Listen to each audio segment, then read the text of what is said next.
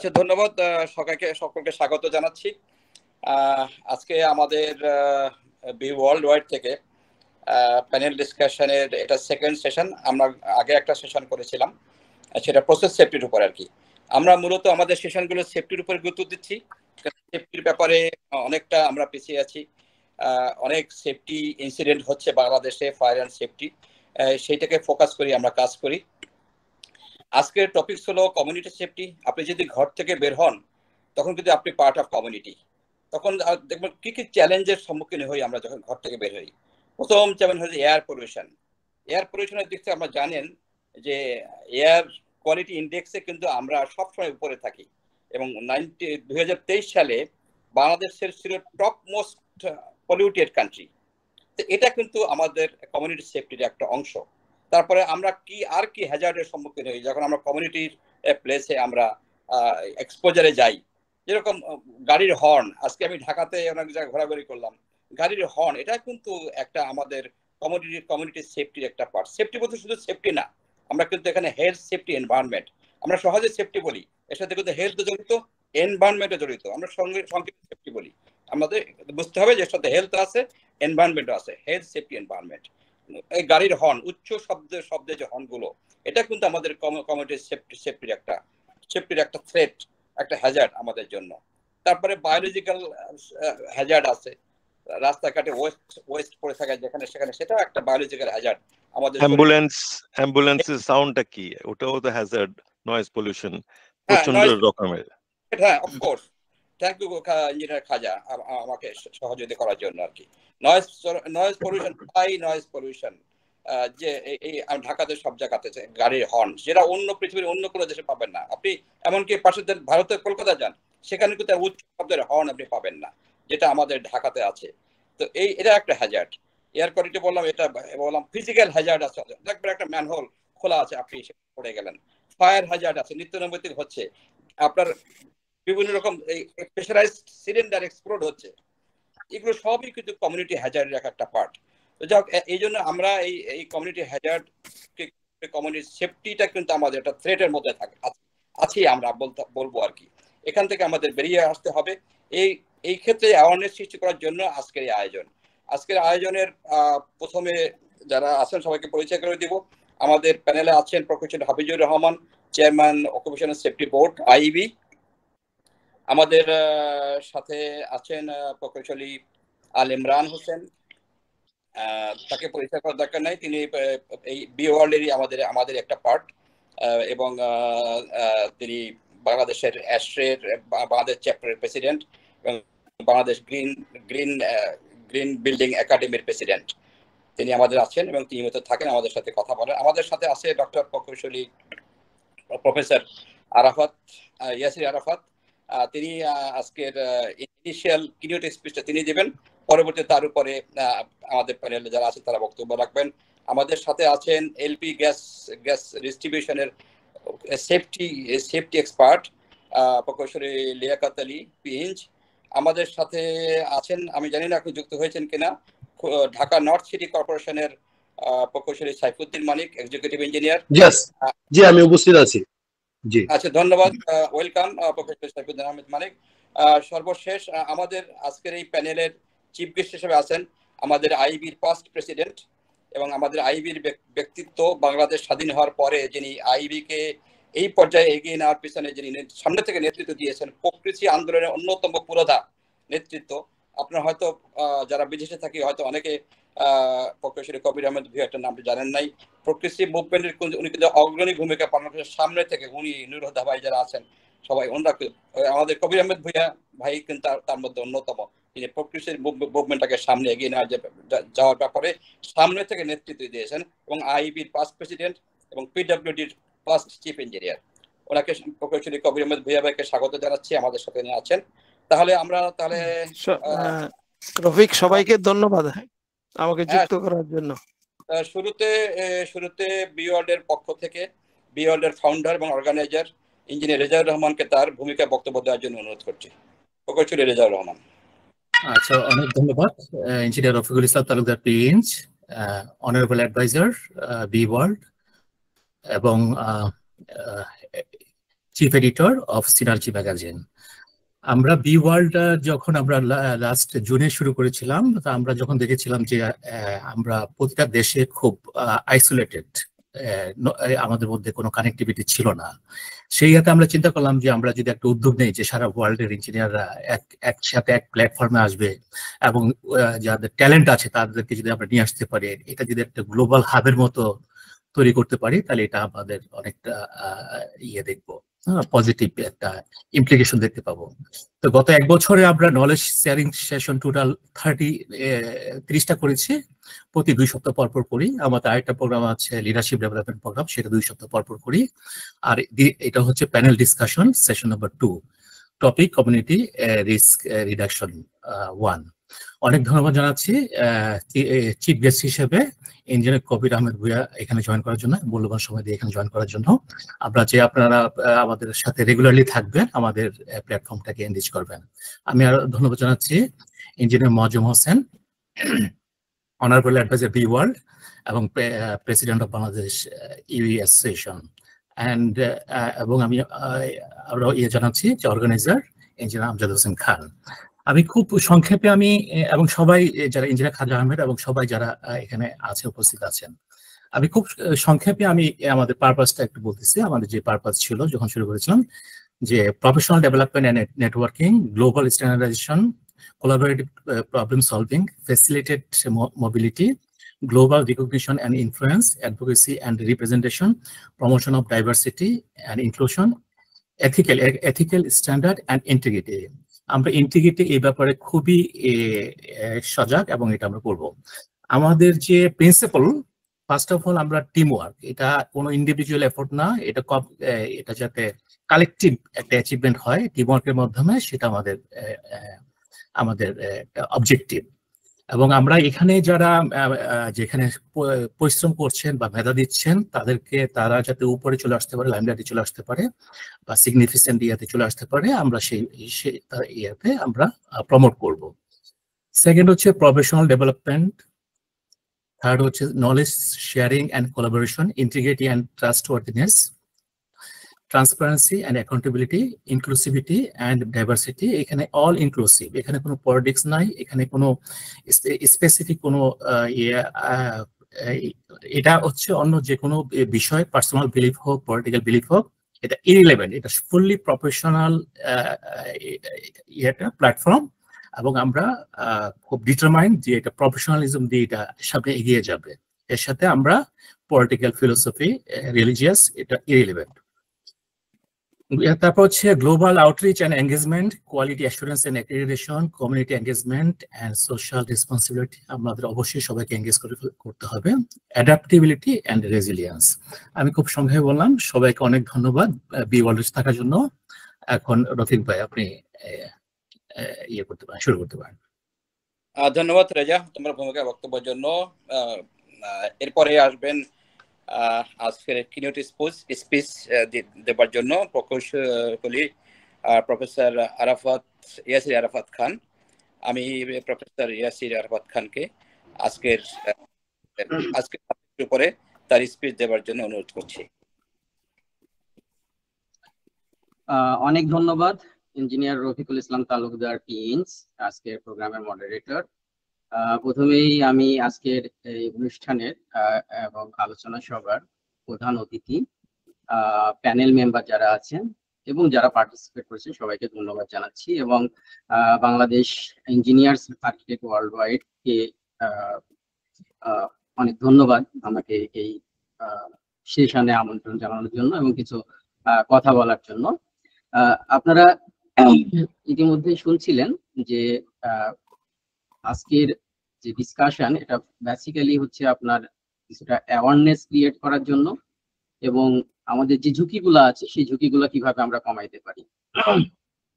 এবং আমাদের একেবারে আপনার প্রতিদিনের শুরু থেকেই আমরা যখন সকালে বাসা থেকে বের হই, সিঁড়ি বেয়ে নামতে গেলেই কিন্তু তখন আপনার যদি অসাবধানতা হয় তাহলে সেখানে দুর্ঘটনা ঘটতে পারে। রাস্তায় যখন যাচ্ছি সেখানে দুর্ঘটনা ঘটতে পারে।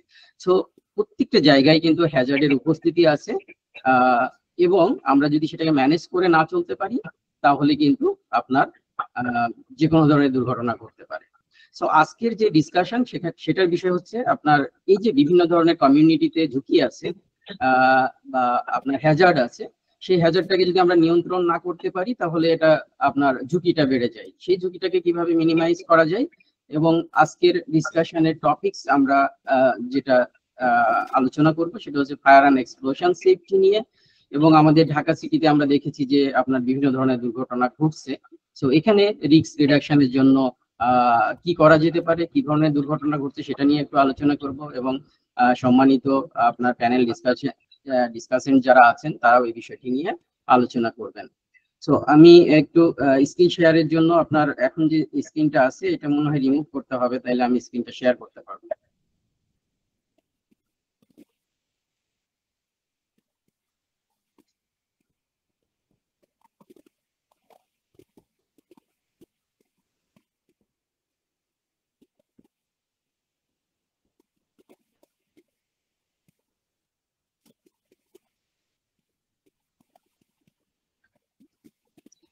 আমার স্ক্রিনটা কি দেখা যাচ্ছে? দেখা যাচ্ছে।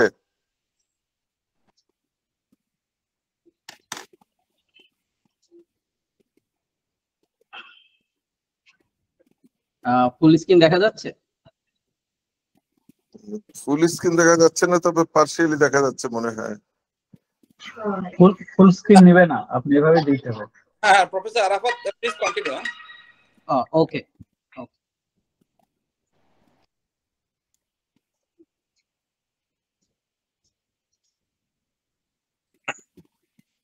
জি, আমার পরিচয়টা দেওয়া হয়েছে অলরেডি।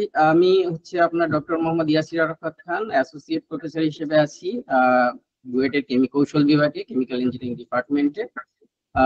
মূলত আমি হচ্ছে আপনার সেফটি, ইন্ডাস্ট্রিয়াল সেফটি বা প্রসেস সেফটি নিয়ে কাজ করি, এবং এই প্ল্যাটফর্মে এর আগে একটা আপনার ডিসকাশনে ছিলাম, সেটা হচ্ছে কেমিক্যাল প্রসেস সেফটি। সো আজকের ডিসকাশন ফায়ার অ্যান্ড এক্সপ্লোশন নিয়েও আমার কাজ করা আছে, এবং আপনার আমরা আইবির পক্ষ থেকেও আমি বেশ কিছু ইনসিডেন্ট ইনভেস্টিগেশনে যুক্ত ছিলাম। সেই অভিজ্ঞতা থেকেই আসলে আজকের আলোচনায় কিছু শেয়ার করব। সো শুরুতে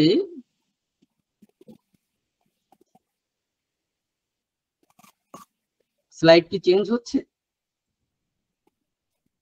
হ্যাঁ হচ্ছে, স্লাইড চেঞ্জ হচ্ছে। হ্যাঁ ওকে। তো দেখেন এখানে বেশ কয়েকটি ছবি আমরা দেখতে পাচ্ছি। একটা হচ্ছে এফআর টাওয়ারের আপনার দুর্ঘটনা, চুরিহাটা দুর্ঘটনা, রানা প্লাজার ইনসিডেন্ট, এবং আপনার হচ্ছে একটা ট্রান্সপোর্টেশন অ্যাক্সিডেন্ট দেখানো হচ্ছে। এবং এই ইনসিডেন্ট গুলা কিন্তু বিশেষ করে ট্রান্সপোর্টেশন অ্যাক্সিডেন্ট আমাদের প্রতিনিয়তই হয়। সো এত যে অ্যাক্সিডেন্ট হচ্ছে, কেন এত অ্যাক্সিডেন্ট আসলে হয়, সেই বিষয়গুলো নিয়ে আমরা পরবর্তীতে আরো কথা বলবো। এবং আমরা দেখছি যে প্রত্যেকটা অ্যাক্সিডেন্টে অনেক আপনার ফ্যাটালিটি হচ্ছে, এবং কতগুলা লাইফ আসলে আমাদেরকে স্যাক্রিফাইস করতে হবে আমাদেরকে রিস্ক অ্যাওয়ার হওয়ার জন্য।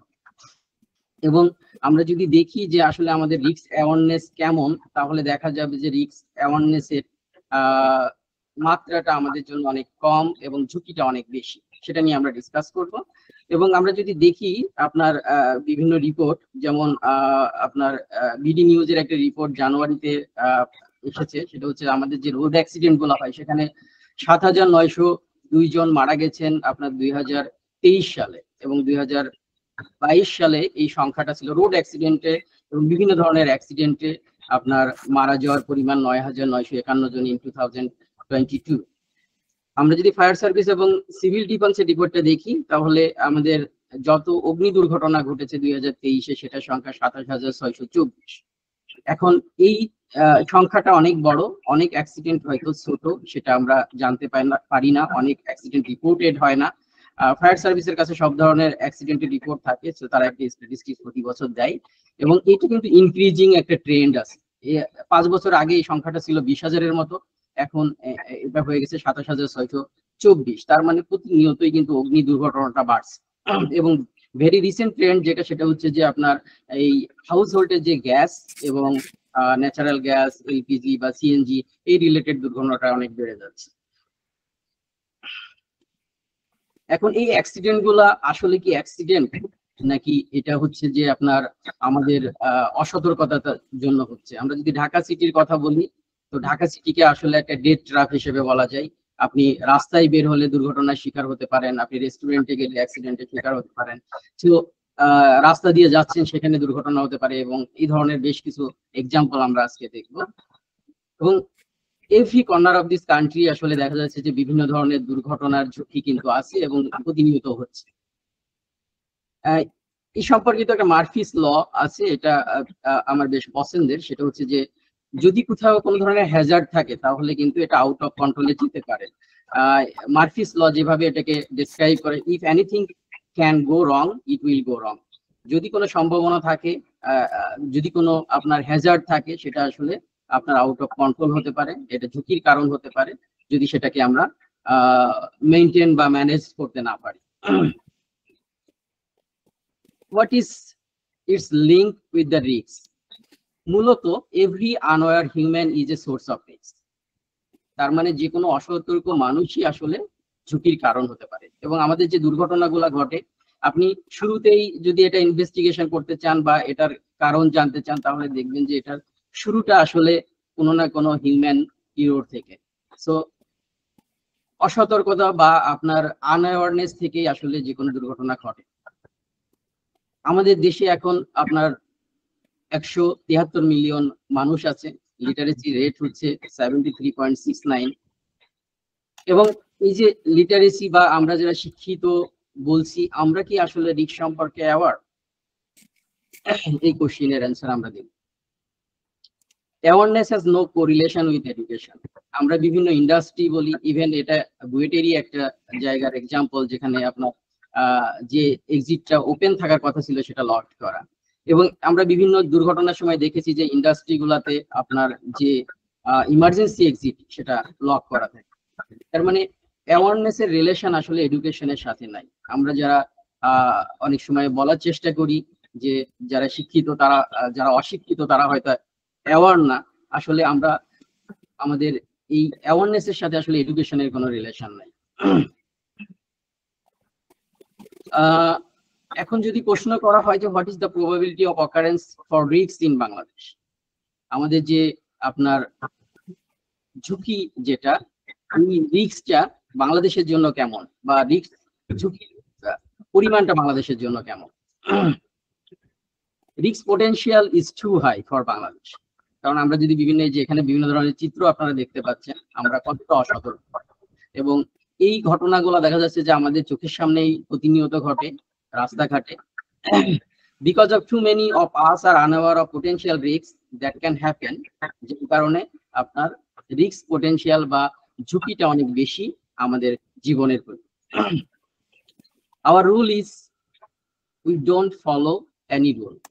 এটা একেবারে আপনার আমরা শিক্ষিত সমাজ থেকে শুরু করে একেবারে আপনার গ্রামীণ পর্যায়ে যান, যারা লেখাপড়া জানে না, প্রত্যেকের ক্ষেত্রেই বিষয়গুলা সত্য, এবং আমরা রুল মানতে চাই না, এবং এটা আমাদের কাছে সকলের কাছেই পরিচিত জিনিস। এখন risk awareness is very important, কারণ রিস্ক সম্পর্কে, ঝুঁকি সম্পর্কে যদি আমরা অ্যাওয়ার না হই তাহলে দুর্ঘটনাগুলো ঘটতেই থাকে। Risk awareness is the acknowledgement of risk. প্রথমত হচ্ছে যে ঝুঁকি সম্পর্কে আপনার স্বীকার করে নেওয়া। আমরা অনেক সময় ঝুঁকিটাকে স্বীকারই করি না, এবং আমরা বেশ কিছু এক্সাম্পল দেখব পরবর্তী আলোচনায়, যে আমরা অ্যাকনলেজই করতে চাই না যে এই ঝুঁকিটা আছে। এবং যখন কোনো দুর্ঘটনা ঘটে অনেক সময় আমরা কলের দোষ দিই। সো রিস্ক অ্যাওয়ারনেসটা হচ্ছে the active process of reducing and ইলিমিনেটিং those risk. So এটাকে প্রথমত হচ্ছে যে এটাকে আপনার ঝুঁকিটাকে অ্যাকনলেজ করা, দেন এটাকে কিভাবে ইলিমিনেট করা যায় এবং রিডিউসিং করা যায়, এটা হচ্ছে রিস্ক অ্যাওয়ারনেস মূলত। এখন আমরা আমাদের আলোচনায় আসি যে আসলে ফায়ার অ্যান্ড এক্সপ্লোশন সম্পর্কে যদি বুঝতে চাই বা অ্যাওয়ার হতে চাই, আমাদের কি কি জানা দরকার। প্রথমত হচ্ছে fire and explosion properties of the materials. আমরা যে ম্যাটেরিয়ালস নিয়ে, যে ম্যাটেরিয়ালস গুলো আমাদের আশেপাশে আছে বা যে ম্যাটেরিয়ালস গুলো আমরা ব্যবহার করি, তার প্রপার্টিস গুলো আমাদের জানা দরকার। এবং জানা দরকার the nature of fire and explosion process. Fire এবং এক্সপ্লোশন কেন হয়, কিভাবে হয়, কখন হয়, এবং কিভাবে আমরা এই ফায়ার অ্যান্ড এক্সপ্লোশনটাকে কমাতে পারি বা মিটিগেট করতে পারি। তার মানে আমরা ফায়ার অ্যান্ড এক্সপ্লোশন সম্পর্কিত যে ঝুঁকি, সেটা সম্পর্কে অ্যাওয়ার হতে গেলে এই বিষয়গুলো আমাদের জানা দরকার। শুরুতে আমি আপনার ফায়ার এবং এক্সপ্লোশনের ডিফারেন্সটা বলছি। মূলত ফায়ার এবং এক্সপ্লোশন বিশেষ করে যদি জ্বালানি রিলেটেড হয়, কারণ এক্সপ্লোশনটা আপনার কেমিক্যাল রিয়াকশনের মাধ্যমে হতে পারে, আবার মেকানিক্যাল ফেলিওরের কারণে হতে পারে, প্রেসারাইজড কোনো আপনার সিলিন্ডার বা ভেসেল এক্সপ্লোশনের মতো হতে পারে। সো বেসিক্যালি যেটা হচ্ছে যে rate of release of energy, fire এবং এক্সপ্লোশন বোথ রিলিজেস এনার্জি।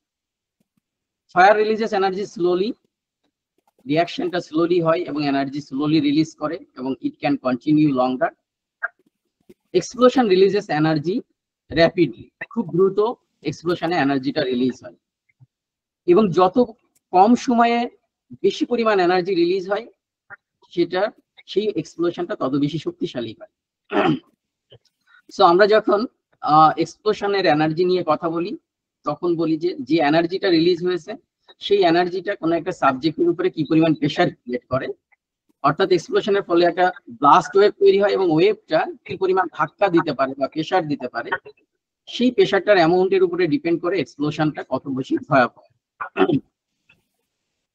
এবং এই ফায়ার এবং এক্সপ্লোশনের ফলে ফায়ার হতে পারে, আবার ফায়ার থেকেও এক্সপ্লোশন হতে পারে। আমরা অনেক এক্সাম্পল দেখেছি যে শুরুতে ফায়ার হয়েছে, পরবর্তীতে এক্সপ্লোশন হয়েছে, আবার অনেকগুলাতে দেখেছি হঠাৎ করে এক্সপ্লোশন হয়েছে দেন ফায়ার হয়েছে। এবং এই ফায়ার এবং এক্সপ্লোশন গুলা আপনার কেমিক্যাল রিলেটেড হতে পারে, বিশেষ করে এক্সপ্লোশনটা কেমিক্যাল রিয়াকশন থেকে হতে পারে, কারণ আমরা জানি যে আমরা যখন একটা জ্বালানি, বিশেষ করে আপনার ন্যাচারাল গ্যাস, এলপিজি বা যে কোনো ধরনের অর্গানিক ম্যাটেরিয়াল যখন বার্ন করে কম্বাশন রিয়াকশন হয় তখন সেখান থেকে এনার্জি রিলিজ হয় এবং ফায়ারে আমরা এই এনার্জিটা স্লোলি পাচ্ছি, এক্সপ্লোশনে আমরা খুব র্যাপিডলি পাচ্ছি। আমরা কয়েকটা ডেফিনেশন দেখে নিই, বিশেষ করে কোন ধরনের ম্যাটেরিয়ালস গুলো বেশি ভয়াবহ, যাদের ফ্ল্যাশ পয়েন্ট কম। আপনি যদি ডিজেল এবং পেট্রোলের মধ্যে তুলনা করেন বা ডিজেল অকটেনের মধ্যে তুলনা করেন, অকটেনের flash point is very small, ডিজেলের ফ্ল্যাশ পয়েন্ট ইজ হাই। ফলে কোথায় যদি ডিজেল স্পিলেজ হয় সেখানে যে ঝুঁকি, পেট্রোলের স্পিলেজ হলে তার ঝুঁকি অনেক বেশি। এবং অনেক এক্সাম্পল আছে যেখানে পেট্রোল কারটা ডিরেইলড হওয়ার কারণে বা পেট্রোল কারটা ওভারটেক করার কারণে অনেক মানুষের মৃত্যু হয়েছে। 2017 সালে পাকিস্তানে একটা অ্যাক্সিডেন্টে 253 জন মানুষ মারা গিয়েছিল। বিশেষ করে যখন ফুয়েল ট্যাঙ্কার গুলো ওভারটার্ন হয়, যেহেতু ওখানে আপনার ফুয়েল থাকে, অনেকে কালেক্ট করতে যায় এবং তখনই দুর্ঘটনা ঘটে। এবং এরকম ধরনের দুর্ঘটনা অনেক দুর্ঘটনার এক্সাম্পল আছে এবং দেখা যাচ্ছে প্রতি বছরই বিভিন্ন জায়গায় এ ধরনের দুর্ঘটনা ঘটে। আরেকটি ইম্পর্টেন্ট প্রপার্টিস আমাদের জানা দরকার, সেটা হচ্ছে ফ্লেমেবিলিটি লিমিট। কোথাও একটা ফ্লেমেবল কেমিক্যালের উপস্থিত থাকলেই যে আপনার সেটা যদি ইয়ারে থাকে সেটা যে ফ্লেমেবল হবে তা না, এটা একটা লিমিট আছে এবং এই লিমিটটা এক এক ধরনের ম্যাটেরিয়ালস এর জন্য এক এক রকম। যেমন যদি আমরা ন্যাচারাল গ্যাসের কথা বলি তাহলে 5 থেকে 15% হচ্ছে আপনার লিমিটটা, রেঞ্জটা। 5% হচ্ছে লোয়ার লিমিট, তার মানে 5% এর নিচে যদি কনসেন্ট্রেশনটা থাকে, ইয়ারের সাথে ঘনমাত্রায় 5% এর নিচেই থাকে, তাহলে কিন্তু সেখানে আপনার ফায়ার ইনিশিয়েট হবে না যতক্ষণ না পর্যন্ত এই লিমিটটা ক্রস করতেছে। এবং এই লিমিটটাকে আমরা বলি এক্সপ্লোসিভ মিক্সচার বা ফ্লেমেবল মিক্সচার। এবং আপার লিমিটের উপরে যখন যাই তখনও আপনার ফায়ার হওয়ার চান্স থাকে না, কিন্তু সেখানে আবার যেটা হয় যে যখন বেশি পরিমাণ আপনার ফ্লেমেবল কেমিক্যালস থাকে তখন অক্সিজেনের পরিমাণ কমে যায়, কারণ টোটাল কনসেন্ট্রেশন তো আমাদের 100% অক্সিজেন, নাইট্রোজেন, এবং সেখানে যখন ফরেন গ্যাস আছে তখন অক্সিজেনের কনসেন্ট্রেশন কমে যায়, নাইট্রোজেনের কনসেন্ট্রেশন কমে যায় এবং অক্সিজেনের কনসেন্ট্রেশন কমে গেলে আমাদের সাফোকেশন হয় এবং সেখান থেকে আপনার সেখান থেকে আবার দুর্ঘটনা ঘটতে পারে।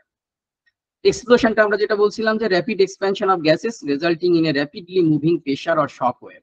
যখন হিউজ অ্যামাউন্ট অফ এনার্জি কোথাও রিলিজ হয় বিকজ অফ, সেটা হচ্ছে আপনার কম্বাশন রিয়াকশনের ফলে, গ্যাস এবং অক্সিজেনের রিয়াকশনের ফলেও হতে পারে, এবং যখন হয় তখন হাই হিট উৎপন্ন হয় এবং এটা গ্যাসটাকে এক্সপ্যান্ড করে। গ্যাসটাকে যখন এক্সপ্যান্ড করে সে একটা শক ওয়েভ তৈরি করে, এবং আপনি যদি শক ওয়েভের পারপেন্ডিকুলার একটা অবজেক্ট রাখেন এবং সেই অবজেক্টে যে পরিমাণ ধাক্কাটা হবে সেই ধাক্কাটার অ্যামাউন্টের উপরে ডিপেন্ড করে যে কতটা শক্তিশালী এক্সপ্লোশন। এক্সপ্লোশনটা হতে পারে কনফাইন্ড স্পেস এক্সপ্লোশন আমরা বলি অনেক সময়, যদি একটা কনফাইন্ড জায়গায় গ্যাসের উপস্থিতি থাকে সেখানে আপনার কনফাইন্ড স্পেস এক্সপ্লোশন হয়, অর্থাৎ একটা রুমের মধ্যে বদ্ধ জায়গায় যদি আপনার এক্সপ্লোসিভ মিক্সার থাকে কোনো একটা গ্যাসের বা ফ্লেমেবল কেমিক্যালে, সেখানে এক্সপ্লোশন হতে পারে, কনফাইন্ড স্পেস এক্সপ্লোশন হয়। এবং কনফাইন্ড স্পেসটা কেমন সেটার উপরে ডিপেন্ড করে, এটা যত বেশি আপনি স্ট্রং ওয়াল দিয়ে সেই অংশটা ঢাকা থাকবে, সেখানে যখন এক্সপ্লোশনটা হবে সেটা হচ্ছে তত বেশি দেখা যাচ্ছে যে ঝুঁকিপূর্ণ হয়ে যায়। এবং আমরা যখন বিভিন্ন ধরনের এক্সপ্লোশনের এক্সাম্পল আমরা দেখবো পরবর্তীতে, আনকনফাইন্ড এক্সপ্লোশনটা হচ্ছে যদি ওপেন জায়গায় রিলিজ হয়। দুই ধরনের ঘটনাই কিন্তু আমরা দেখেছি। আনকনফাইন্ড এক্সপ্লোশনের একটা এক্সাম্পল হচ্ছে গাজীপুরে আপনার কিছুদিন আগে, এই বছরেই এপ্রিল মাসের দিকে সম্ভবত, গাজীপুরে একটা ওপেন জায়গায় একটা সিলিন্ডার থেকে গ্যাস রিলিজ হয় এবং হঠাৎ করে সেখানে একটা এক্সপ্লোশন হয়। সো এটা হচ্ছে আনকনফাইন্ড এক্সপ্লোশন। এবং এই ধরনের এক্সপ্লোশনকে অনেক সময় বলা হয় ভ্যাপর ক্লাউড এক্সপ্লোশন, অর্থাৎ কোথাও যদি ভ্যাপর ক্লাউড জমা পড়ে এবং সেই ক্লাউডের কনসেন্ট্রেশন যদি এই ফ্লেমেবল রেঞ্জের মধ্যে থাকে, সেখানে আনকনফাইন্ড এক্সপ্লোশন হতে পারে। তবে আনকনফাইন্ড এক্সপ্লোশন থেকে কনফাইন্ড স্পেস এক্সপ্লোশন যেটা, এটা বেশি ভয়ঙ্কর হয়, কারণ এটাতে আপনার এক্সপ্লোশনের ফলে যে যদি এটা বিল্ডিং হয়, বিল্ডিং কলাপস হতে পারে, বিভিন্ন ধরনের আপনার স্প্লিন্টারের মতো কাজ করে। বিশেষ করে আমরা যদি যে বিএমডি পর এক্সপ্লোশনের কথা চিন্তা করি, ওইখানে এক্সপ্লোশনের জন্য কিন্তু অনেক মানুষ মারা যায় এবং টুকরা টুকরা লোহা যে আঘাত করে। ফলে কনফাইন্ড স্পেসের এক্সপ্লোশনটা যেহেতু ওইখানে অনেক বেশি এনার্জি হঠাৎ করে আপনার উইদিন মিলি সেকেন্ড আসলে রিলিজ হয়, এবং অনেক বেশি এনার্জি রিলিজ হওয়ার কারণে আপনার যে ব্লাস্ট প্রেশার যেটা তৈরি হয় ওটা অনেক বেশি হয়। Maximum pressure for methane combustion যদি আমরা দেখি, মিথেনের কনসেন্ট্রেশন আমরা যদি দেখি 8 থেকে 12% মধ্যে হয়, সেখানে আপনার ম্যাক্সিমাম প্রেশার জেনারেট হয়। লোয়ার ফ্লেমেবিলিটি লিমিটের নিচেই আসলে পরে আমরা পাচ্ছি না, আপার ফ্লেমেবিলিটি লিমিটের উপরে গেলে আমরা পাচ্ছি না, কিন্তু কনসেন্ট্রেশন মোটামুটি 7 থেকে শুরু করে 14% পর্যন্ত যদি যায়, তাহলে আমরা দেখি যে ম্যাক্সিমাম প্রেশার রেঞ্জ 80 থেকে 120 পর্যন্ত হতে পারে। যদি মিথেনের ক্ষেত্রে আপনার কোনো একটা বদ্ধ জায়গায় যদি মিথেন জমা হয় এবং সেখান থেকে কোনো কারণে ইগনাইট হয়। এখন এই ইগনাইট হওয়ার জন্য আমরা সবাই ফায়ার ট্রায়াঙ্গেল সম্পর্কে জানি, যে বিশেষ করে ফ্লেমেবল মিক্সার থাকলেও সেখানে প্রয়োজন হচ্ছে আপনার একটা ইগনিশন সোর্স। এবং এই ইগনিশন সোর্সের কথা যদি বলি, আমরা অনেক সময় বিশেষ করে যখনই ফায়ারের দুর্ঘটনা ঘটে, আমরা তখন বলার চেষ্টা করি যে ইগনিশনটা কোথায় হলো, কোথা থেকে ফায়ারের কোথায় চুলা জ্বালানো হলো কিনা। মূলত আমি যদি ইগনিশন এনার্জির অ্যামাউন্টটা দেখি, minimum ignition energy is required which is very small. আমরা হাইড্রোকার্বনের কথা যদি বলি, মিনিমাম ইগনিশন এনার্জি ইজ 0.25 মিলিজুল, এবং মোস্ট অফ দ্য হাইড্রোজেনের ক্ষেত্রে ভেরি স্মল, মানে 0.02 মিলিজুল। এবং আপনি যদি জাস্ট একটা কার্পেটের উপরে পা দিয়ে ঘষা দেন, তাহলে যে এনার্জি তৈরি হয় সেটা 20 মিলিজুল মতো। তো সেখানে আপনার দরকার হচ্ছে 0.25 millijoule maximum. Most of the case minimum ignition energy is below 0.2 millijoule. তার মানে কোথাও যদি আপনার ফ্লেমেবল মিক্সচার থাকে, বিশেষ করে যদি সেটা গ্যাসিয়াস কম্পোনেন্ট হয়, লাইক এলপিজি, ইথানল, মিথানল, অথবা হচ্ছে আপনার ন্যাচারাল গ্যাস, সেখানে যে এনার্জিটা দরকার সেটা খুবই কম এনার্জি, এবং এই এনার্জি যে কোনো জায়গা থেকে আসতে পারে। ইভেন আপনার চুলা জ্বালানোর দরকার নাই। আমাদের বাসা বাড়িতে যে কেবলগুলো আছে, সেই কেবলে অনেক সময় দেখবেন যে ভিতরে তারটা লাল হয়ে আছে। ওই যে লাল হয়ে আছে যে হিট, ওই হিটই এনাফ আপনার এই ইগনাইট করার জন্য।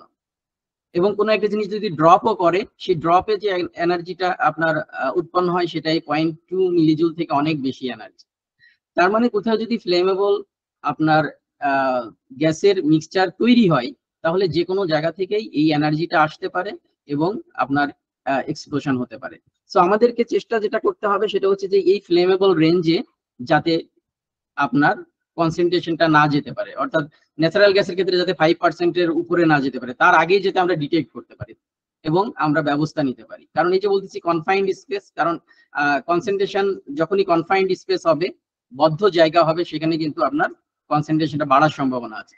এবং ন্যাচারাল গ্যাসের ক্ষেত্রে এটা হালকা, আপনার যদি ওপেন ভেন্টিলেটেড অ্যাটমসফিয়ার হয়, তাহলে কিন্তু সেখানে আপনার এই গ্যাস জমা হওয়ার সুযোগ নেই। তার মানে ওয়েল ভেন্টিলেটেড জায়গা যদি আপনি ইনশিওর করতে পারেন, আপনার কিচেনটা যদি ওয়েল ভেন্টিলেটেড হয়, জানলা যদি খোলা থাকে, দরজা যদি খোলা থাকে, তাহলে এই কনসেন্ট্রেশন কিন্তু আপনার ঝুঁকিপূর্ণ অবস্থায় যাবে না, যে কনসেন্ট্রেশন থাকবে সেই কনসেন্ট্রেশন হয়তো ফায়ারের জন্য ফেভারেবল হবে না। ফেভারেবল কন্ডিশন হওয়ার জন্য বেশি আপনার কনসেন্ট্রেশন দরকার। সো মিনিমাম ইগনিশন এনার্জির এখানে বেশ কিছু এক্সাম্পল দেওয়া আছে। আমরা যদি দেখি হাইড্রোজেনের জন্য সবচেয়ে কম 0.018, তার মানে কোথাও যদি হাইড্রোজেনের উপস্থিতি থাকে সেখানে ভেরি সাসেপ্টেবল ফর আপনার ফায়ার অথবা এক্সপ্লোশনের সম্ভাবনা। মিথানল, ইথানল এগুলোর উপস্থিতিও যদি কোথাও থাকে ভ্যাপর হিসেবে, কারণ এই যে ম্যাটেরিয়ালস গুলার কথা বলতেছি এদের ফ্ল্যাশ পয়েন্ট খুবই লো, এবং ফ্ল্যাশ পয়েন্ট যাদের লো তারা সহজেই বাতাসে মিক্স ইভাপোরেট হয়ে বাতাসে আসতে পারে এবং ফ্লেমেবল মিক্সচার তৈরি করতে পারে। সো ফ্লেমেবল মিক্সচার যদি কোথাও তৈরি হয় এবং সেখানে আমরা দেখছি যে আপনার যে রিকোয়ার্ড এনার্জি, ইগনিশন এনার্জি, সেটা খুবই স্মল, সেটা যে কোনো একটা অবজেক্ট ড্রপ থেকে হতে পারে।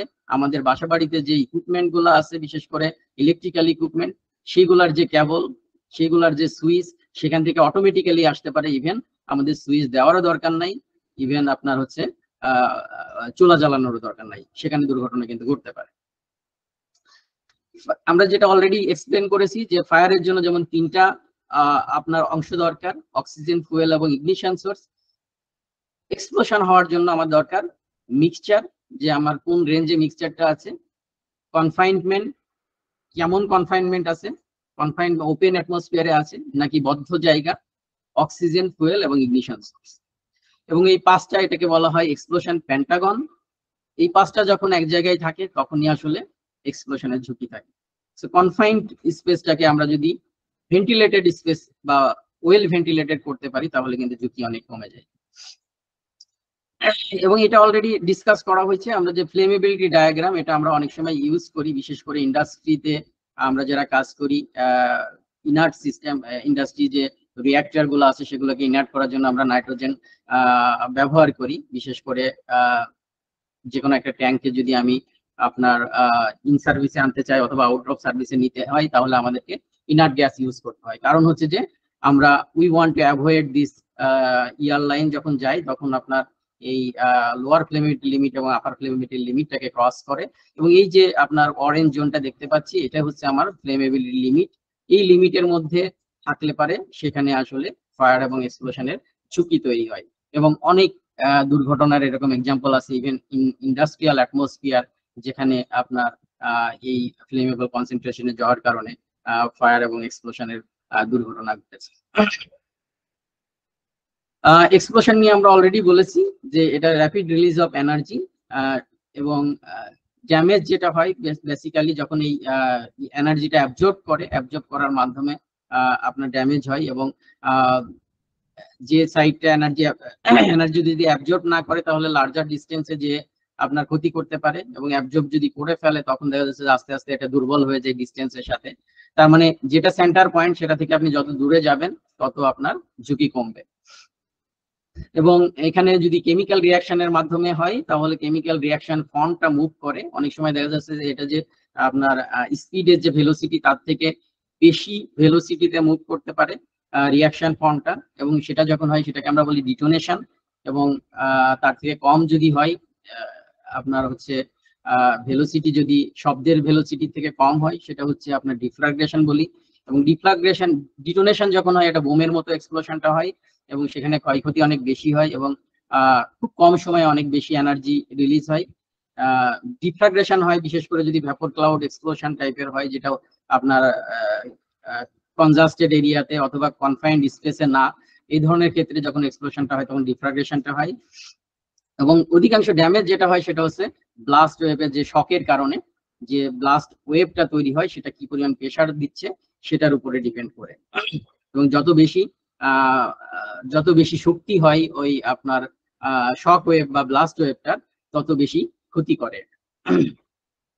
এখন আমরা যদি রিসেন্ট এক্সাম্পল দেখি, আমি এই আমাদের যে বেশ কিছু দুর্ঘটনা আপনার লাস্ট 5 ইয়ার্সে ঘটছে সেগুলা নিয়ে অল্প অল্প কিছু কথা বলে যাব। এটা আপনারা অনেকেই জানেন, বাট আমার যেহেতু সুযোগ হয়েছিল বিভিন্ন ইনসিডেন্টে আপনার ইনভেস্টিগেশন কমিটিতে কাজ করার, শুরুতে যদি আমরা প্রথমে যেটা দেখছি যে 2019-এ চুরিহাট্টা এক্সপ্লোশন, এটা আমরা সবাই জানি 71 ফ্যাটালিটিস হয় এবং অনেকে ইনজুর্ড হয় এটাই।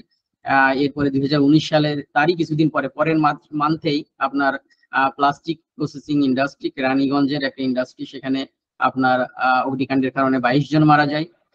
এফআর টাওয়ার কমার্শিয়াল বিল্ডিং এর ফায়ারে 25 জন মারা যায়, এটা আমরা অনেক সবাই পরিচিত। নারায়ণগঞ্জ মসজিদে একটা এক্সপ্লোশন হয়, সেখানে 34 পিপল মারা যায় এবং আরো অনেকে আপনার ইনজুর্ড হয়। 2021 সালে মগবাজারের একটা এক্সপ্লোশন হয় এবং সেই এক্সপ্লোশনের ফলে 11 জন মারা যায় এবং 100-র উপরে ইনজুর্ড হয়। 2023 সালে গুলিস্তানে বেসমেন্টে একটা এক্সপ্লোশন হয় এবং এক্সপ্লোশনের ফলে 23 জন মারা যায় এবং অনেকে ইনজুর্ড হয়। ভেরি রিসেন্ট আমরা যদি দেখি আপনার বেইলি রোডের দুর্ঘটনাটা, এখানে আপনার রেস্টুরেন্টে যারা এটা আপনার 29 ফেব্রুয়ারিতে আপনার রেস্টুরেন্টে ওই দিন অনেক বেশি ভিড় ছিল লিপ ইয়ার উপলক্ষে, এবং সেখানে 46 পিপল ডাইড এবং অনেকে ইনজুর্ড হয়। 2024 সালে সাভারে একটা ওয়েল ট্যাঙ্কার ওভারটার্ন হয় এবং ফুয়েল স্পিল করার পরে আগুন ধরে যায় এবং আশেপাশের আরো 4টা একটা আপনার হচ্ছে কার এবং আরো 4টা ট্রাকে আগুন ধরে যায় এবং এটাই 2 জন বা 3 জন মারা যায় এবং 8 জন ইনজুর্ড হয়। 2024 সালে আরেকটা অ্যাক্সিডেন্ট হয়, সিলিন্ডার লিকস। এটা হচ্ছে আপনার এলপিজি একটা সিলিন্ডার, সেটা আপনার রাস্তায় ওপেন জায়গায় গ্যাস রিলিজ হয় এবং এখানে একটা ভেপর ক্লাউড এক্সপ্লোশন হয়। 32 জন ইনজুর্ড হয়ে হসপিটালে আসে এবং 16 জন মারা যায় এই দুর্ঘটনায়। তো দেখতে পাচ্ছেন যে লাস্ট 5 ইয়ার্সে এগুলো সব হচ্ছে মেজর অ্যাক্সিডেন্ট। এছাড়াও কিন্তু আরো ছোট ছোট অনেক দুর্ঘটনার এক্সাম্পল আছে। ডক্টর আরাফাত, কনক্লুশন ভালো হয় আমার মনে হয়। আমার একটু টাইমের ক্ষেত্রে একটু ওভাররান হচ্ছে, তো please try to limit your presentation time. Thank you. Okay, so এখানে এই যে অ্যাক্সিডেন্ট গুলা দেখছেন, এই অ্যাক্সিডেন্ট গুলার ফায়ার এবং এক্সপ্লোশনের যে আমরা কথাগুলো বলছিলাম, সো গ্যাস রিলেটেড যখন দুর্ঘটনাগুলো ঘটছে তখন বেসিক্যালি আমাদেরকে আপনার এই ফায়ার এবং এক্সপ্লোশনের ঝুঁকি কিভাবে নিয়ন্ত্রণ করতে পারি সেটা নিয়ে আমাদের আসলে চিন্তা করা দরকার। এবং যে এই যে অ্যাক্সিডেন্ট গুলো দেখলাম, এই অ্যাক্সিডেন্ট গুলো নিয়ে আমি আর ডিটেলস বলতেছি না, আমার স্লাইড গুলো ছিল, যেহেতু সময় সংক্ষেপ। যেটা জানা দরকার আসলে সেটা হচ্ছে যে এটাকে তাহলে আমাদের এই যে ঝুঁকিগুলো আছে, কারণ আমরা গ্যাসের ব্যবহার তো বন্ধ করতে পারবো না, কিন্তু গ্যাসের যে উপকারিতা আছে, কারণ এটা একটা ক্লিন ফুয়েল, বিশেষ করে ন্যাচারাল গ্যাস এবং এলপিজি ক্লিন ফুয়েল। আমরা এর আগে খড়ি ইউজ করতাম বা বায়োমাস ইউজ করতাম এবং বায়োমাস থেকে যে কালো ধোঁয়া বের হয় সেটা স্বাস্থ্যের জন্য অনেক ক্ষতিকর। ফলে এই ক্লিন ফুয়েল গুলা যেমন আমাদের জন্য উপকার হচ্ছে, আমরা সহজে এটা পাচ্ছি এবং ইউজ করতে পারতেছি clean energy, at the same time এটা দেখতেছি যে আমাদের জন্য ভয়ের কারণ হচ্ছে। এখন এটা থেকে তাহলে আমাদেরকে এই ঝুঁকি কমানোর জন্য আমাদের কি করা দরকার? একটা হচ্ছে যে এই ঝুঁকিগুলো কমানোর জন্য আমার প্রথমত আইডেন্টিফাই করা দরকার বা ডিটেক্ট করা দরকার যে এটা আপনার প্রেজেন্সটা হচ্ছে কিনা, কারণ কোথাও গ্যাসের লিকেজ আছে কিনা। কারণ আমরা দেখতে পাইছি যে আপনার কনসেন্ট্রেশন 5%-এর উপরে গেলে বা এলপিজির ক্ষেত্রে 2%-এর উপরে গেলে আপনার এটা প্রবলেমেটিক, তার নিচেই থাকলে কিন্তু সমস্যা নাই। তাহলে কি কি কাজ করলে আমরা আপনার এই দুর্ঘটনাগুলো কমাইতে পারি সেটা নিয়ে একটু আলোচনা করব, তারপরে শেষ করব। আমি অ্যাক্সিডেন্ট গুলো নিয়ে ডিটেলস বলতেছি না, আমরা এক্সাম্পল গুলো নিয়ে আসছিলাম। মূলত যেটা হচ্ছে যে আপনার অলরেডি ডিসকাশনে চলে আসছে যে আপনার ওয়েল ভেন্টিলেটেড কন্ডিশনে যদি আমরা আমাদের সিলিন্ডার গুলা বা আমাদের গ্যাস সিলিন্ডার গুলা অথবা কিচেনের জানলা দরজা খুলে রাখতে পারি, তাহলে কিন্তু আমার এই কনসেন্ট্রেশনটা রিস্ক করবে না এবং আমার ফায়ার এবং এক্সপ্লোশনের ঝুঁকি কমে যাবে। তারপরে আপনার হচ্ছে বিশেষ করে প্রবলেম তখনই হয় যখন আমরা লিক গুলো আইডেন্টিফাই না করতে পারি না, এবং অনেক সময় আমরা যে হোস পাইপ গুলা ইউজ করতেছি, কানেকশন গুলা ইউজ করতেছি, সেটা আপনার সার্টিফাইড না এবং সাব স্ট্যান্ডার্ড, এবং আমরা রেগুলার চেক করি না যে এটা আসলে এখানে লিক আছে কিনা, এবং যার কারণে প্রবলেম গুলা ঘটে থাকে। এবং আরেকটা বিষয় আছে যে আপনার যদি কোথাও গ্যাসের লিক হয় তাহলে কিন্তু আপনি গন্ধ থেকে আপনার বুঝতে পারবেন যে এখানে গ্যাসের লিক আছে। বিশেষ করে এলপিজি যে আপনার গ্যাস আমাদের দেশে ব্যবহার করা হয়, এর অনেকগুলাই আসে হচ্ছে আপনার আমরা ইম্পোর্টেড এলপিজি গ্যাস ইউজ করি এবং এখানে অডোরেন্ট মিক্স করা থাকে, ফলে আপনার অডোরেন্ট খুব কম পরিমাণে পিপিবি লেভেলে থাকলেও আপনি গন্ধ পাবেন। তার মানে যদি কোথাও গ্যাসের লিকেজ হয় আপনি কিন্তু গন্ধ পাচ্ছেন। গন্ধ পাওয়ার সাথে সাথে আপনাকে জানালা খুলে দিতে হবে এবং তখন চুলা জ্বালানো যাবে না, এবং আপনার কোনো ধরনের সুইচ কিছু না জ্বালে আগে আপনি দরজা জানলা খুলে দিবেন ভেন্টিলেটেড কন্ডিশনে টু রিডিউস দ্য কনসেন্ট্রেশন। এরপরে দেখা যাচ্ছে যে আমরা বেশ কিছু ইনভেস্টিগেশনে দেখেছি যে এখন যে সিলিন্ডার গুলো ইউজ করা হচ্ছে, যে হোস পাইপ গুলো ইউজ করা হয়, অনেক দেখা যাচ্ছে যে নিচতলায় আপনি সিলিন্ডার রাখছেন, হোস পাইপ গুলা দিয়ে আপনি 5 তলায় নিয়ে গেছেন। এই ধরনের ঘটনা আমরা দেখেছি। এই যে রাইট সাইডে যে ছবিটা দেখতে পাচ্ছেন, এটা বেলি রোডে যেখানে দুর্ঘটনা ঘটছে সেখানে সিলিন্ডার থেকে অনেক লম্বা তার দিয়ে আসলে এই কানেকশন গুলা করা। কিন্তু আমাদের দরকার হচ্ছে যে স্ট্যান্ডার্ড যে প্র্যাকটিস রেটিকুলেশন সিস্টেম সেগুলো ইনস্টল করা, যেখানে আপনার এমএস পাইপ ইউজ করবেন এবং সিলিন্ডার ব্যাংক গুলা ইউজ করবেন টু আপনার রিস্ক মিনিমাইজ করার জন্য। কারণ ফায়ারের সংস্পর্শে আসলে এই তারগুলো কিন্তু সহজেই গলে যাবে এবং গ্যাসগুলো ওপেন হয়ে যাবে এবং এই ফুয়েলটা কন্টিনিউয়াস আপনার একটা জ্বালানি সোর্স হিসেবে কাজ করবে। এবং বেলি রোডের দুর্ঘটনা আমরা দেখেছি যে মাত্র 2 মিনিটে একেবারে নিচতলা থেকে আপনার পুরো বিল্ডিং এ আগুনটা ছড়িয়ে পড়েছিল। এবং এখানে যদি কন্টিনিউয়াস সাপ্লাই অফ ফুয়েল না আসে তাহলে সলিড ফুয়েল থেকে আসলে এই ধরনের আগুন ছড়িয়ে পড়ার কোনো কারণ ছিল না। আরেকটা জিনিস আমরা স্টাডি করেছি, আমাদের স্টুডেন্টরাও কিছু কাজ করেছে, সেটা হচ্ছে যে আপনার বিভিন্ন জায়গায় যে দুর্ঘটনা ঘটছে এখানে আপনার আমরা কেন বুঝতে পারছি না, বিশেষ করে ন্যাচারাল গ্যাসের ক্ষেত্রে আমরা অনেক সময় অভিযোগ পাচ্ছি যে এখানে আপনার অডোরেন্ট আমরা দেওয়া হয় না। সো আমরা বিশেষ করে নারায়ণগঞ্জ মসজিদে আপনার ওখানে 34 জন মারা গিয়েছিল এবং তারা কিন্তু কেউই গন্ধ পায় নাই। গন্ধ পাইলে তো আপনার তারা ব্যবস্থা নিতে পারতো, জানলা খুলে দিতে পারতো এবং দুর্ঘটনাটা থেকে রোধ করতে পারতো। সো এবং আরো যে দুর্ঘটনা মগবাজারের এক্সপ্লোশন, তারপরে আপনার গুলিস্তানের এক্সপ্লোশন, অনেক ক্ষেত্রে দেখা গেছে যে এই অভিযোগগুলো আসছে যে গন্ধ পাওয়া যায় না। সো আমরা একটা স্টাডি করেছিলাম, সেটা হচ্ছে যে আপনার বিশেষ করে আপনার গ্যাস লাইনে হাউস হোল্ডে যে গ্যাসটা আসলে ব্যবহার করা হয় সেটাতে আমাদের যে বিধিমালা আছে, গ্যাস নিরাপত্তা বিধিমালা এবং বাংলাদেশ গ্যাস অ্যাক্ট যেটা আছে, সেখানে সব জায়গায় বলা আছে যে পাইপ লাইনের গ্যাসে গন্ধ যুক্তকরণটা আসলে বাধ্যতামূলক। কারণ এটাই হচ্ছে প্রাইমারি সেফটি। আপনি যদি ডিটেক্ট করতে পারেন আপনি সেন্সর দিয়ে অথবা গন্ধ থেকে। এখন বাসা বাড়িতে তো আপনার সেন্সর আমরা ইন্ডাস্ট্রিতে ইউজ করি, বাসা বাড়িতে সেন্সর ইউজ করা হয় না, যার কারণে বাসা বাড়িতে প্রাইমারি সেফটি হিসেবে আসলে গন্ধ মিক্স করা, বাসা বাড়ি হাউস হোল্ড গ্যাসে গন্ধ মিক্স করাটা বাধ্যতামূলক এবং সব দেশে এটা স্ট্যান্ডার্ড প্র্যাকটিস। কিন্তু আমাদের দেশে আমরা একটা স্টাডিতে দেখেছি, আমরা বিভিন্ন জায়গা থেকে গ্যাস কালেক্ট করেছি, আমরা গ্যাসের গন্ধও পাচ্ছি না। আরেকটা হচ্ছে যে গ্যাসে আমরা ডিটেক্টর ইউজ করেছি, ডিটেক্টর ইউজ করে গ্যাসগুলা কালেক্ট করে সেখানে স্টাডি করে দেখেছি যে আপনার যে গন্ধযুক্ত যে গ্যাস মার্কেট ইউজ করার কথা সেটা আসলে ইউজ করা হচ্ছে না। আমরা ফিজিক্যালিও গন্ধ পাচ্ছি না, আবার টেস্ট করেও যে এটা কম পরিমাণেও আছে কিনা সেটা আমরা টেস্ট করার চেষ্টা করছি এবং দেখছি যে গন্ধটা নাই। ফলে দেখা যাচ্ছে কি হচ্ছে যে আমাদের আপনার ঢাকা শহরে এই বিভিন্ন পাইপলাইন, প্রায় 30 থেকে 40 বছর পুরাতন পাইপলাইন, এবং এই পাইপলাইন গুলোতে অনেক জায়গায় লিকেজ আছে এবং এই গ্যাসগুলো লিক হয়ে যখন ওপেন স্পেসে আসছে তখন হয়তো প্রবলেম হচ্ছে না, কিন্তু যদি কোথাও কনফাইন্ড স্পেসে জমা হয়, বদ্ধ জায়গায় জমা হয়, তখন হঠাৎ করে এক্সপ্লোশন হচ্ছে। সো মূলত আমাদের অ্যাওয়ারনেসের যেমন ব্যাপার আছে, এট দ্য সেম টাইম আমাদেরকে কিন্তু এমন ব্যবস্থা করতে হবে যাতে আমরা সহজে এটা আইডেন্টিফাই করতে পারি এবং বুঝতে পারি। কনক্লুডিং নোট হচ্ছে যে আমাদের অ্যাওয়ারনেসটা দরকার আছে।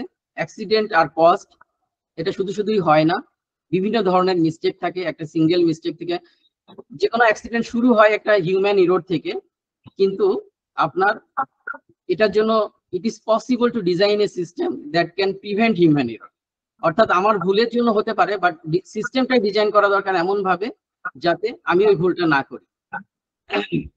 সো আমাদেরকে কেয়ারফুল হতে হবে, অ্যাওয়ার হতে হবে। আশা করি ফায়ার এবং এক্সপ্লোশন রিলেটেড আমাদেরকে কিছুটা অ্যাওয়ার করতে পারবে এই প্রেজেন্টেশনের মাধ্যমে। সবাই নিরাপদে থাকুন এবং আমরা সবাই ভালো থাকি, সুস্থ থাকি, সেটাতেই আমি শেষ করছি। ধন্যবাদ সবাই।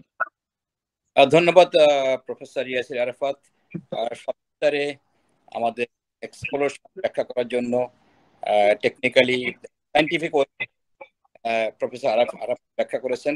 আমরা খুবই উপকৃত হলাম এই তার এই সুন্দর প্রেজেন্টেশনের জন্য। যা হোক, আমরা এর পরবর্তীতে এখন আজকে যারা আছেন এই আজকের আমাদের সেশনের, আমরা এখন প্যানেলে গ্যাসে কেন গন্ধ পাওয়া যায় না কথা বলবেন ইঞ্জিনিয়ার লিয়াকত আলী। মডারেটর সাহেব, জি আমি একটু রিকোয়েস্ট করছিলাম যে আমার একটা বিষয় একটু তাড়া আছে, আমাকে যদি আগে একটু সুযোগ দেন কথা বলার। আচ্ছা ঠিক আছে, আপনাকে সুযোগ দিচ্ছি হাফিজ ভাই।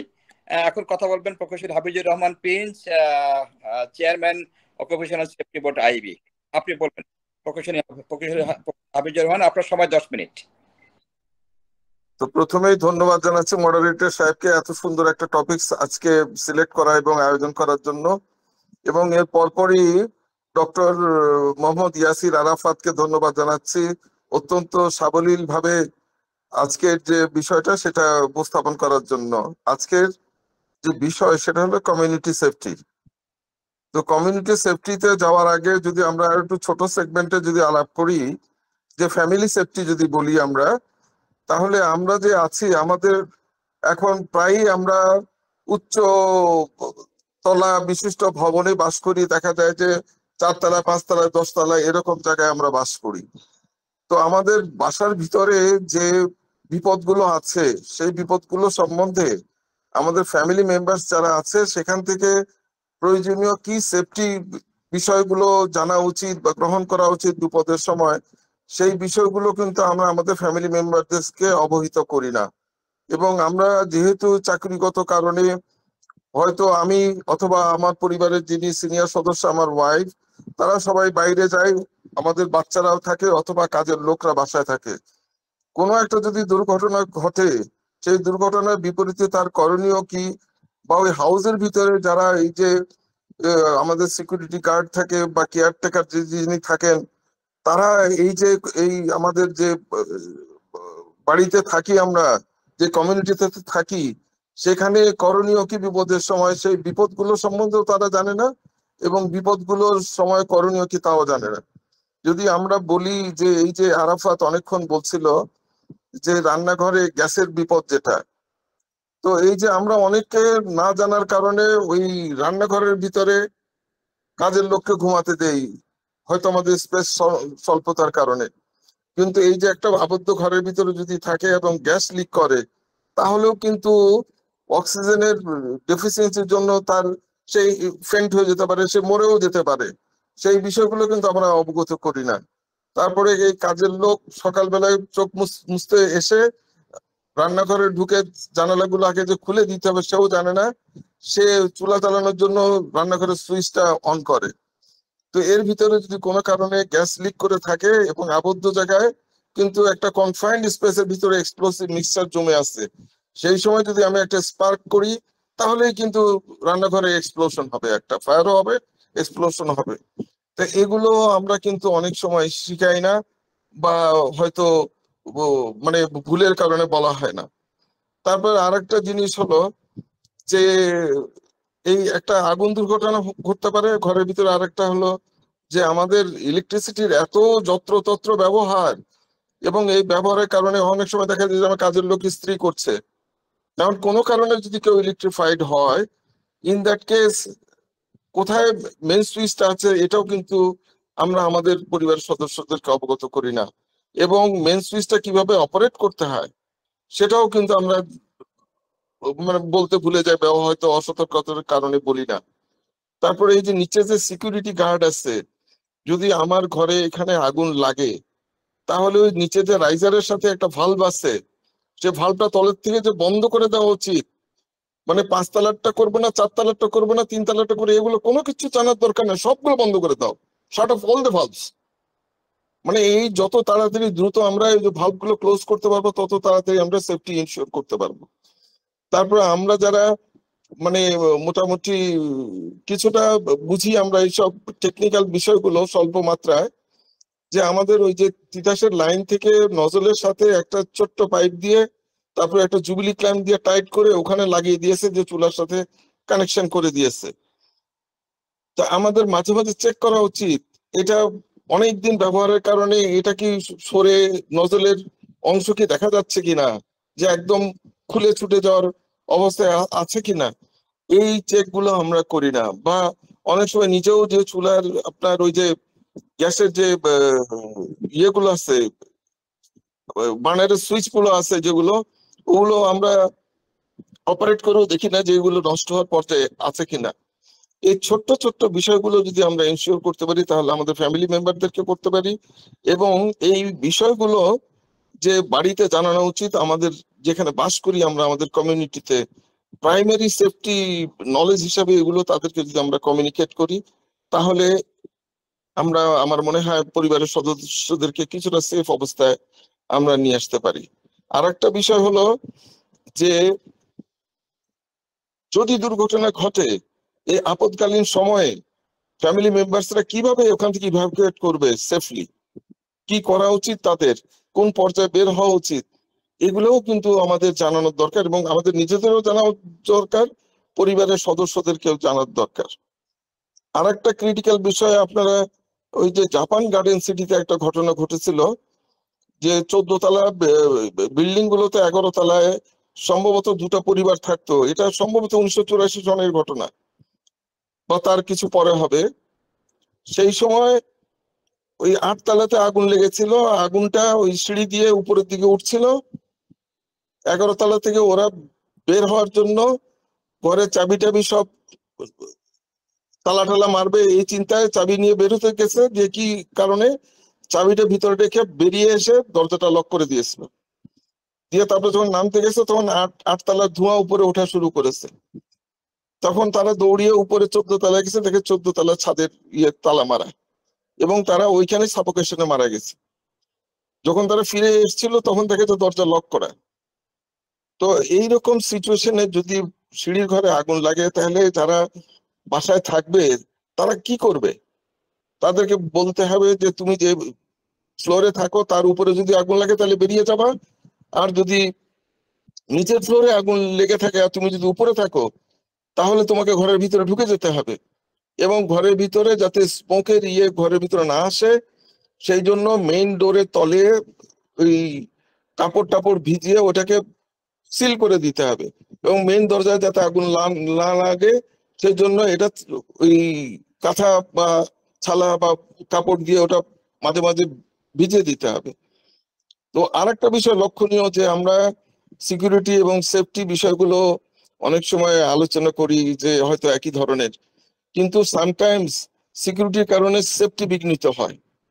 এই যে ফায়ারের লোক যদি আসে, আমি যদি 8 তলায় থাকি আর আমার দরজার সামনে দিয়ে যদি আগুনের ধোঁয়া আসতে থাকে, ফায়ার ব্রিগেড এসেও কিন্তু আমাকে বের করতে পারবে না, আনলেস আমি জানালার সাথে একটা কলাপস হিঞ্জ দিয়ে একটা জানালা খোলার মতো করে যদি আমি ব্যবস্থা রাখি, তাহলে আমি ওইটা তালাটা খুলে যদি ওপেন করে দিই তাহলে ফায়ারের লোকজন আমার পরিবারের সদস্যদেরকে ওখান থেকে ইভ্যাকুয়েট করাতে পারবে।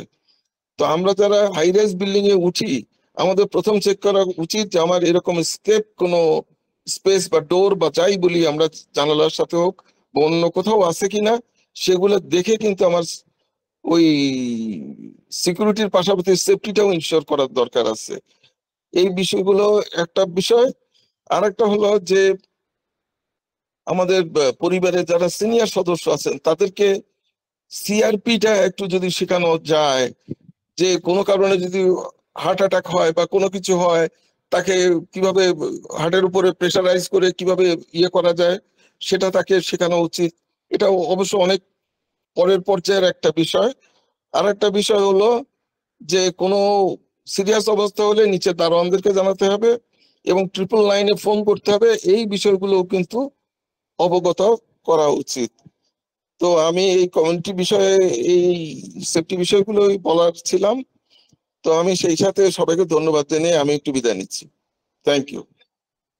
ধন্যবাদ ইঞ্জিনিয়ার হাফিজুর রহমান ভাই আপনার সুন্দর বক্তব্যের জন্য।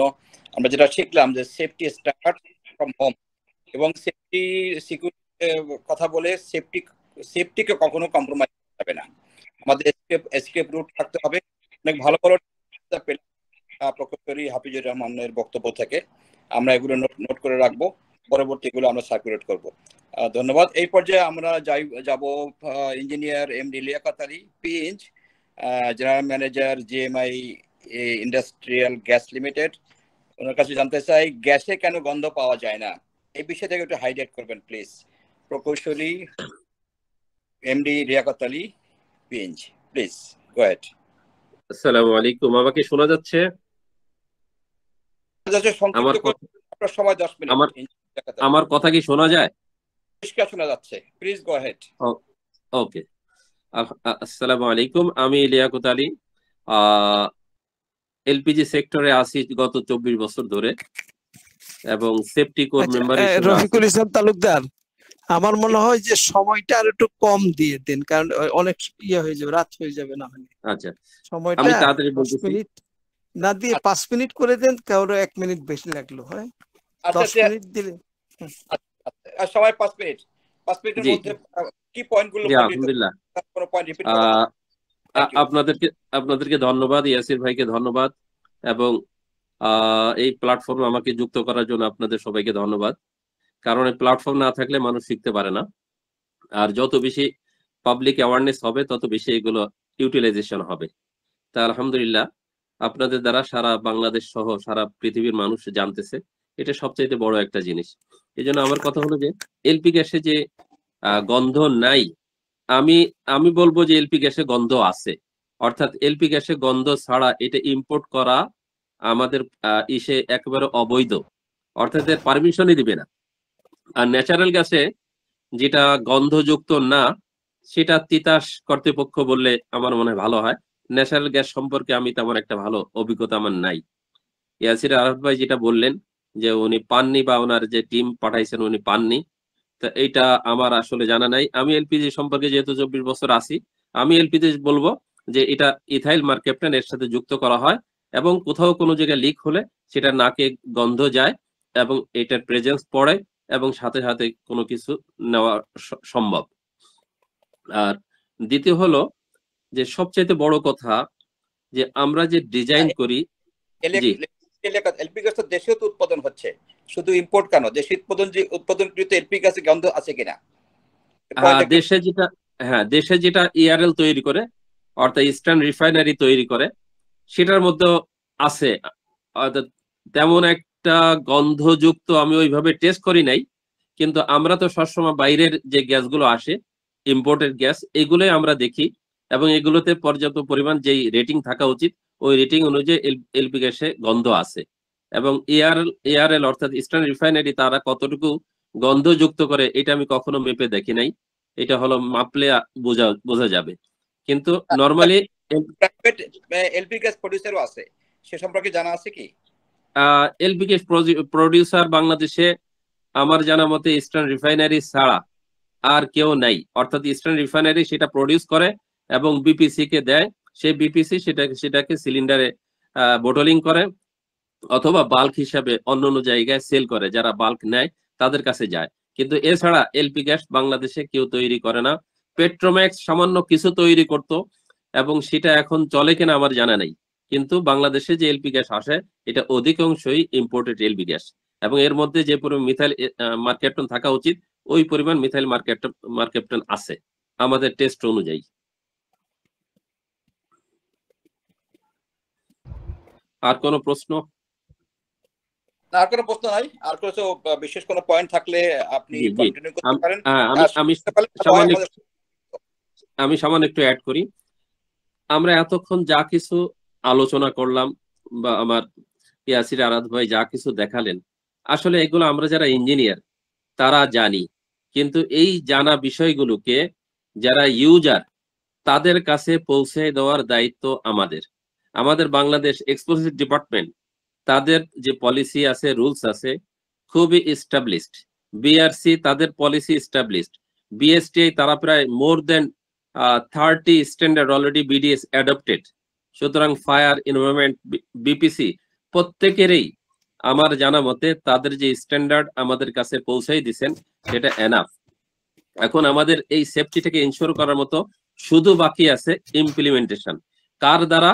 এটা আমাদের মতো যারা যোগ্যতা সম্পন্ন ইঞ্জিনিয়ার তাদের দ্বারা একেবারে ইউজার লেভেলে যে বাই হ্যান্ডে তাদেরকে শিখাইতে হবে।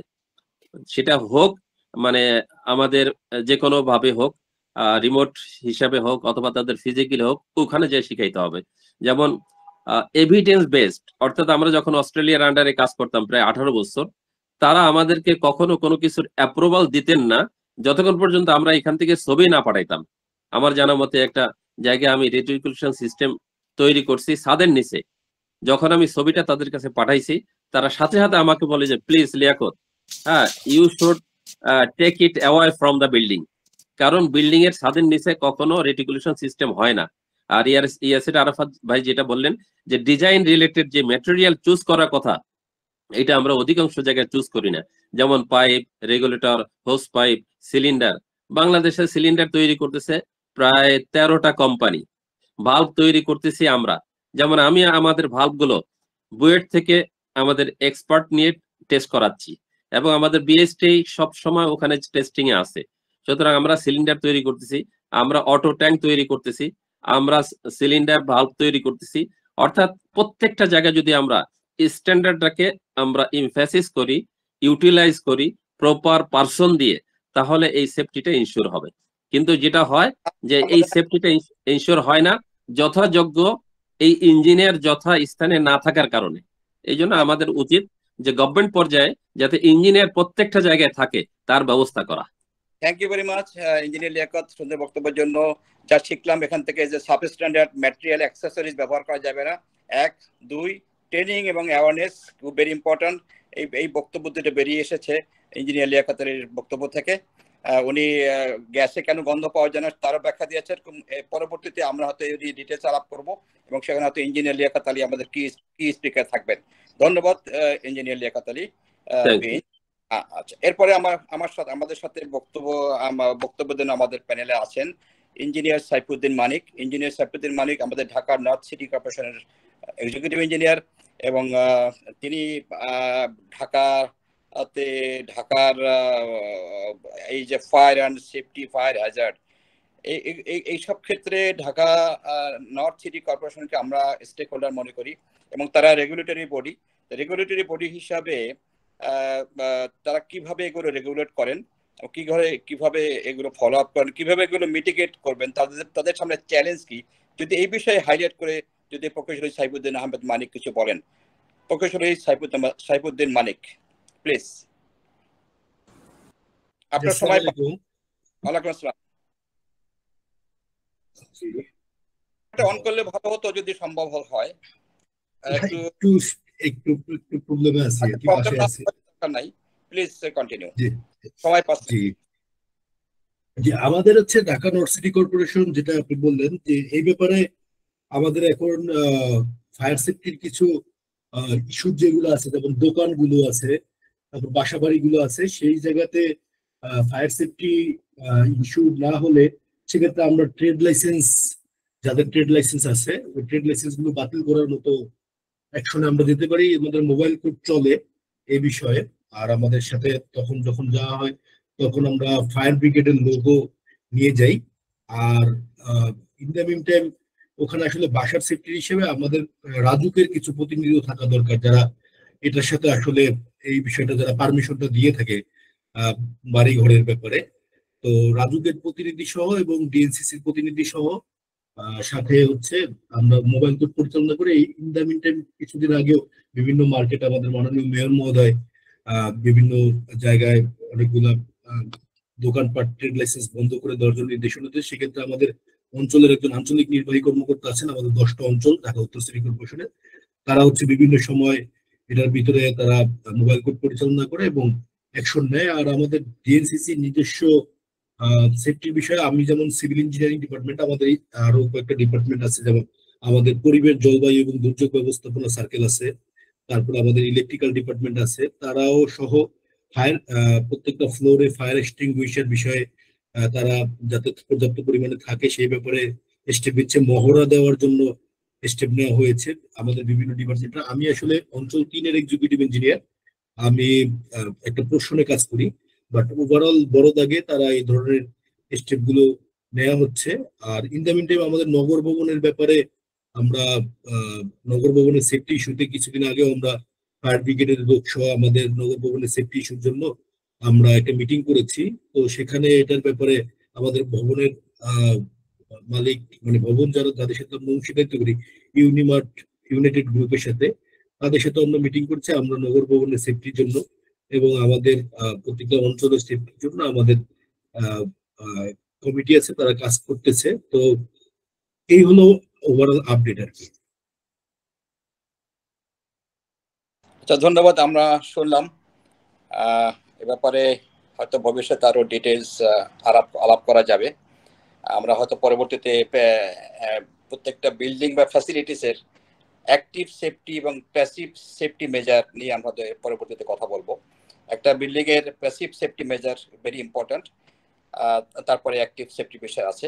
তো আমরা এ ব্যাপারে আমরা কোথায় কোনো গ্যাপ আছে কিনা সেই বিষয়ে হয়তো পরবর্তীতে আলোচনা করবো আর কি। ধন্যবাদ প্রকৌশলী সাইফুদ্দিন মানিক, আপনার ধন্যবাদ। আচ্ছা, আমি এই পর্যায়ে যাব প্রকৌশলী আল ইমরান হোসেনের কাছে। প্রকৌশলী Al Imran Hossain, adviser B world এবং president Bangladesh green building academy এবং প্রেসিডেন্ট অ্যাশরে বাংলাদেশ চ্যাপ্টার। প্রকৌশলী engineer Al Imran Hossain, please. Thank you so much আমাকে এই ওয়েবিনারে এবং প্যানেল ডিসকাশনে ডাকার জন্য এবং অ্যাজ এ এক্সপার্ট প্যানেলে রাখার জন্য। তো আমি থ্যাংক ইউ দেবো প্রথমেই বি ওয়ার্ল্ড এবং আজকে যারা পার্টিসিপেট করেছেন তাদের কাছে। আজকের যে সাবজেক্টটা খুবই সেফটি অ্যাসপেক্ট বা সেফটি যদি কনসিডার করা যায় খুবই ভাইটাল একটা জিনিস। আমি মূলত আজকের এই strategic plan for community risk reduction নিয়ে কথা বলবো। স্পেশালি আমি যদি কনসিডার করে থাকি, আমরা রিসেন্টলি একটা সিঙ্গাপুরিয়ান মডেলকে স্টাডি করতেছিলাম, তো সেটার আলোকে আমি কিছু দুটো কথা বলবো। প্রথম কথা কি, আমাদের সেফটি ফার্স্ট এই কথাটাই আমরা প্রফেশনাল কতজনে বুঝি সেটা আমার সন্দেহ আছে, এবং এর রিলেটেড যেসব গভর্নমেন্ট বডি এবং আমরা যারা নিজেকে এক্সপার্ট দাবি করছি তারাও কতটা বুঝি সেটা একটা ইম্পর্টেন্ট ইস্যু। কারণ আমরা কিছুদিন লাস্ট 5 ইয়ার্স থেকে বিভিন্ন ইনভেস্টিগেশন করতেছি, বিভিন্ন ইনসিডেন্ট, স্পেশালি ফায়ার ইনসিডেন্ট এবং এক্সপ্লোশন এই রিলেটেড গুলো।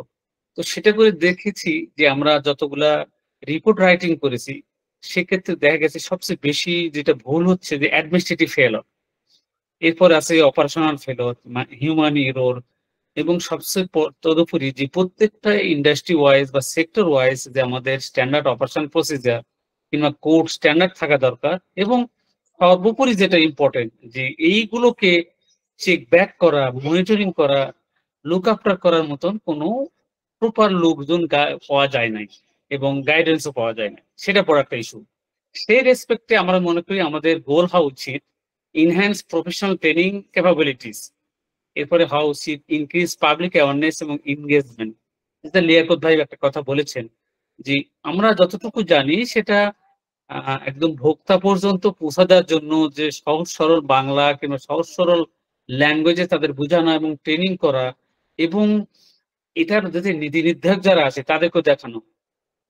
আমি কিছুদিন আগে, আজ থেকে 5-6 বছর আগেকার একটা ঘটনা বলবো যে দারুসালাম রোডে একটা ফ্যাক্টরিতে মালিক পক্ষে মারা গেছিলেন স্মোক ইনহেলিং করে। পরে আমরা স্টাডি করে দেখলাম যে এই ভদ্রলোক কোনোদিন মক ডিল কিংবা ফায়ার ডিলে আমরা পার্টিসিপেট করতেন না। তার মানে কি, যদি কেউ নিয়মিত কোনো একটা ট্রেনিং বা এইসবের মধ্যে দিয়ে যায়, রুলস রেগুলেশন কি করতে হবে এরকম, তারা কিন্তু একটা অ্যাওয়ারনেস থাকে, একটা মেন্টাল প্রিপেয়ার থাকে, যেটাকে আমরা বলি প্যানিক ম্যানেজমেন্ট। প্যানিক ম্যানেজমেন্টে একটা ভালো লোকও, এডুকেটেড পিপলও একটা দ্বিধাহীনতায় ভোগে এবং ডিসিশন নিতে পারে না। যেমন নিতে পারতেছে না আমাদের প্রিয় বুয়েট এখনো কলাসল গেটটা রেখে দিচ্ছে। সেম ভাবে যেমন আমার বাসায় সবচেয়ে সমস্যা তৈরি হয় কখন, যখন কাজের বুয়া চেঞ্জ হয়ে যায়। দেখা যায় কোন একটা কাজের বুয়া প্রথম আসছে, তো প্রথম দিন সকালবেলা আমার কাজ থাকে তাকে আগে বোঝানা যে আমার এখানে একটা পোর্টেবল এক্সটিংশন আছে, এই দিক দিয়ে দরজা আগুন লাগলে কি করতে হবে, এখানে একটা সার্কিট ব্রেকার আছে, মেইন সুইচটা ফেলা দিতে হবে, এখানে এই চুলাটা জ্বালাতে হলে কিভাবে বন্ধ করা যায়, এইগুলো ব্যাপারগুলো রয়েছে। আরেকটা ব্যাপার রয়েছে যে আমাদের লার্নিং এর বড় কার্ভের সমস্যা রয়েছে, বিশেষ করে আমরা যারা বাসা বাড়িতে বেশিরভাগ থাকি না, থাকে যারা কাজের মানুষ এবং কাজের বুয়া যারা বলে থাকি বা সার্ভেন্ট, তাদের কিন্তু শেখানো দরকার জরুরি হয়ে গেছে। কারণ তারাই কিন্তু লুক আফটার করে আমাদের চাইল্ড, আমাদের বাসা বাড়ি সবগুলো। এখন যদি কেউ পোর্টেবল ফায়ার এক্সটিংগুইশার না চালানো জানে, কিংবা এলপিজি সিলিন্ডারটা কোথায় আমরা যখন ইনস্টলেশন করি প্রথমে সেটাও জানে না যে একটা কনফাইন স্পেসে বা এলপিজি সিলিন্ডার উপরে রাখতে হবে না নিচে রাখতে হবে, কারণ আমরা সবাই জানি এলপিজি সিলিন্ডার, এলপিজি মূলত এয়ারের চেয়ে ভারী বেশি, তাহলে কোথায় অ্যামোগেলেট হতে পারে, কোথায় জমা হতে থাকতে পারে, সেটা পরে ট্রিগার হতে পারে কেন, এক্সপ্লোশন দিতে পারে কেন, সেটা একটা ইম্পর্টেন্ট ইস্যু। এরপরে আমাদের দরকার হলো লেভারেজ টেকনোলজি ইনোভেশন। এই লেভারেজ টেকনোলজি কিন্তু ইম্পর্টেন্ট। আমরা শুধু গতানুগতিক এবং মানবতালা আমাদের জিনিসপত্র রয়েছে সেটা কিন্তু বিএনবিসি 2020 কিংবা নতুন নতুন যে কোড গুলো রয়েছে সেগুলো ইমপ্লিমেন্ট করা এবং আলোচনা করা, সে অনুসারে অ্যাক্টিভ নেওয়ার বড় একটা ইস্যু রয়েছে স্ট্রেনজেনিং লেজিসলেশন অ্যান্ড কম্পাইলেশন, এটা বড় ইম্পর্টেন্ট, যেটা আমাদের বড় মিসিং রয়েছে। এরপর আছে strategic action, professional development training, establish with partnership with international safety. এটাও ভাই যে আমাদের শুধু নীতি নির্ধারিত এবং সরকারের কিছু অংশ যারা মিনিস্ট্রিতে রয়েছে কিংবা লেভেল মিনিস্ট্রিতে রয়েছে বা তারাই শুধু বিদেশ ভ্রমণ করে থাকে এবং নিউ টেকনোলজির সাথে অ্যাডাপ্টেন্ট হয়। আমার দুর্ভাগ্য রয়েছে এটাই যে আমি যতগুলো বিদেশি ট্রেনিং এ যেতে দেখছি, যে পিপুল গুলো তারা দেখা যাচ্ছে সাবজেক্ট ওয়াইজ সেই লোকটার সাথে কোনো সম্পর্ক নাই। বেশিরভাগই প্রায় 70% পিপুলই যায় যে সাবজেক্ট ওরিয়েন্টেড যে ট্রেনিং হচ্ছে সেটা বিষয় না, সেবার শুধু তা না। এবং এই 30% যারা ট্রেনিং করার পরে বাংলাদেশে আসতেছে, এটা যে ভোক্তা এবং যে কনসার্ন রিলেটেড পিপুলদের কাছে নিজেদের ট্রেনিং অ্যারেঞ্জমেন্ট করে তাদেরকে শিখাবে, সেটা কিছু করানো হয়নি। এবং আমাদের নিউ টেকনোলজি যেগুলো তারা জানতেছে সেটা শুধু মোবাইল বেস, ট্যাবলেট বেস কিংবা নিজেদের একটা ছোট্ট একটা নিজের একটা ছোট্ট একটা নেটওয়ার্কের মধ্যে সেটা শেয়ারিং করা হচ্ছে, যেটা আমাদের সেফটির যে means practical oriented, safety means practical practice in everyday every moment, সেটা বড়ভাবে মিসিং হয়ে যাচ্ছে। এরপর বড় একটা মিসিং রয়েছে যেটা পাবলিক এডুকেশন এবং এনগেজমেন্ট। আমরা যখন কোনো একটা ইনসিডেন্ট ঘটতেছে তখনই আমরা হুমড়িকে টিভির সামনে, ওয়েবনারের সামনে কিংবা প্রিন্ট মিডিয়ায় কিংবা প্রফেশনাল মিডিয়াতে আমরা বলা বলি করতেছি, সবাই বলতেছে এটা করো এটা করো, কিন্তু কাউকে কোনো শুরু করতে দেখলাম না যে না আমি আগে শুরু করে দিই, জিরো থেকে শুরু হোক না কেন।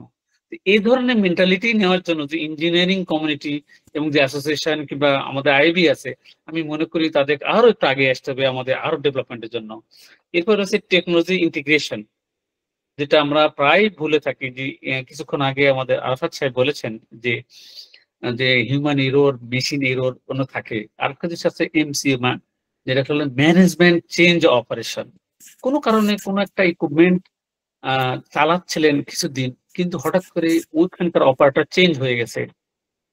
এবং সবচেয়ে বড় কথা যে আমরা সিলিন্ডার যারা অপারেট করি, স্পেশালি এলপিজি সিলিন্ডার, সিএনজি এবং অন্যান্য যে অপারেটর গুলো আছে, ফিলিং করার ব্যাপারগুলো আছে এবং ক্যারিং এর ব্যাপারগুলো রয়েছে, সবচেয়ে নেগলিজেবল হলো কি এইসব হাই প্রেশার ভ্যালু যুক্ত সিলিন্ডার গুলো ট্রান্সপোর্টেশন মোডটাকে এমন ভাবে নেগলিজেবল করা হয়ে গেছে, শুধুমাত্র একটা ট্রাকে একটা মাত্র রশিদে বেঁধে নিয়ে চলে যাচ্ছে। এটা যদি কোনো কিছু হয়ে যায়, দ্যাট মিনস একটা লিকেজ বা কোনো এক্সপ্লোশন হয়ে যায়, কত একটা বিশাল একটা হতে পারে। অনেকেই হয়তো কিছুদিন আগে গাজীপুরে ইনসিডেন্টটাকে ধরতে পেরেছেন। এরপরে আমি বলবো রেগুলেটরি এনগেজমেন্ট, এনহ্যান্সমেন্ট। করছি আমরা একটু সংক্ষিপ্ত করার জন্য অনুরোধ করছি। হ্যাঁ, লাস্ট ওয়ান রেগুলেটরি এনহ্যান্সমেন্ট। খুবই দুঃখের সাথে জানাচ্ছি যে আমাদের well educated, well train, well people যারা সরকারি কর্মকর্তা হচ্ছেন এবং আধা স্বার্থ ঢুকতেছেন, রেগুলেটরি অথরিটি কেন জানি ইমপ্লিমেন্টেশনে বা ম্যাজিস্ট্রেট পাওয়ারের ক্ষেত্রে প্রপার ইউটিলাইজেশন এবং অ্যাওয়ারনেস বিলটা করতে পারছে না। এবং পাবলিক প্রাইভেট যে রিলেশনশিপ এবং ভোক্তাদের যে জানার আগ্রহ, তাদের কাছে যে একদম রুট লেভেলে পৌঁছা, সেগুলো অনেক গ্যাপ পাচ্ছি। আশা করি এই সিপিপি তখনই স্বাচ্ছন্দ্য হবে যখন concern department, specially fire department, explosive department, environment department এবং লেবার ডিপার্টমেন্টের যে সমন্বয়হীনতা যে কন্টিনিউ চলছে, সেটাকে একত্রে করে ইন্টিগ্রেশন করে যদি কোনো একটা অ্যাকশন দেওয়া যায়। Thank you so much. সুন্দর বক্তব্য দেওয়ার জন্য আলেম হোসেনকে ধন্যবাদ। খুব সুন্দর গুছিয়ে বলেছে এবং তার বক্তব্য থেকে কিন্তু আমরা অনেক কিছু জানলাম, অনেক ডাইরেক্টিভস আছে তার বক্তৃতার মধ্যে। উনি কিন্তু ম্যানেজমেন্ট অফ চেঞ্জ, এমওসির কথা বলেছেন। আমি যখন অ্যাডনকে জব করি ইয়েতে আবুধাবিতে, ম্যানেজমেন্ট অফ চেঞ্জ ছাড়া কোনো সিদ্ধান্ত, কোনো কাজ আমরা করতে পারতাম না। MOC must. প্যানিক ম্যানেজমেন্ট সম্পর্কে বলেছেন, খুবই খুবই ভালো কথা বলেছেন। এই বিষয়গুলো যে এগুলো ম্যানেজমেন্ট টুলস, এগুলো আমাদের জানতে হবে। আর একটা হলো মিডিয়ার অনেক ভূমিকা আছে।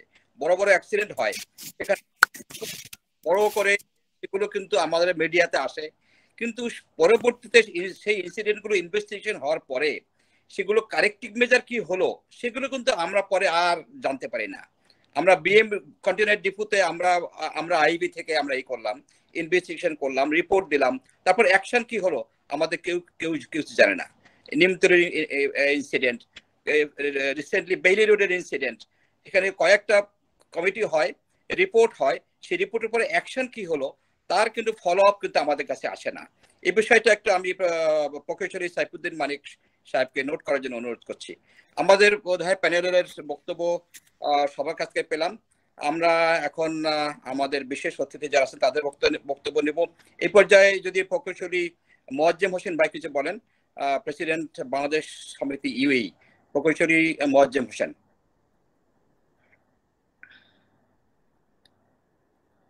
প্রকৌশলী মোয়াজ্জেম হোসেন আছেন কি আমাদের সাথে? ইঞ্জিনিয়ার মোয়াজ্জেম হোসেন।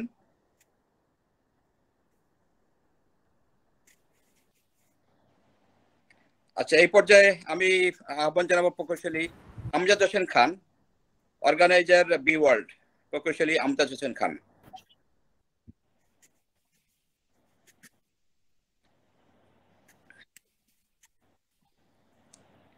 ইঞ্জিনিয়ার আমজাদ হোসেন খান।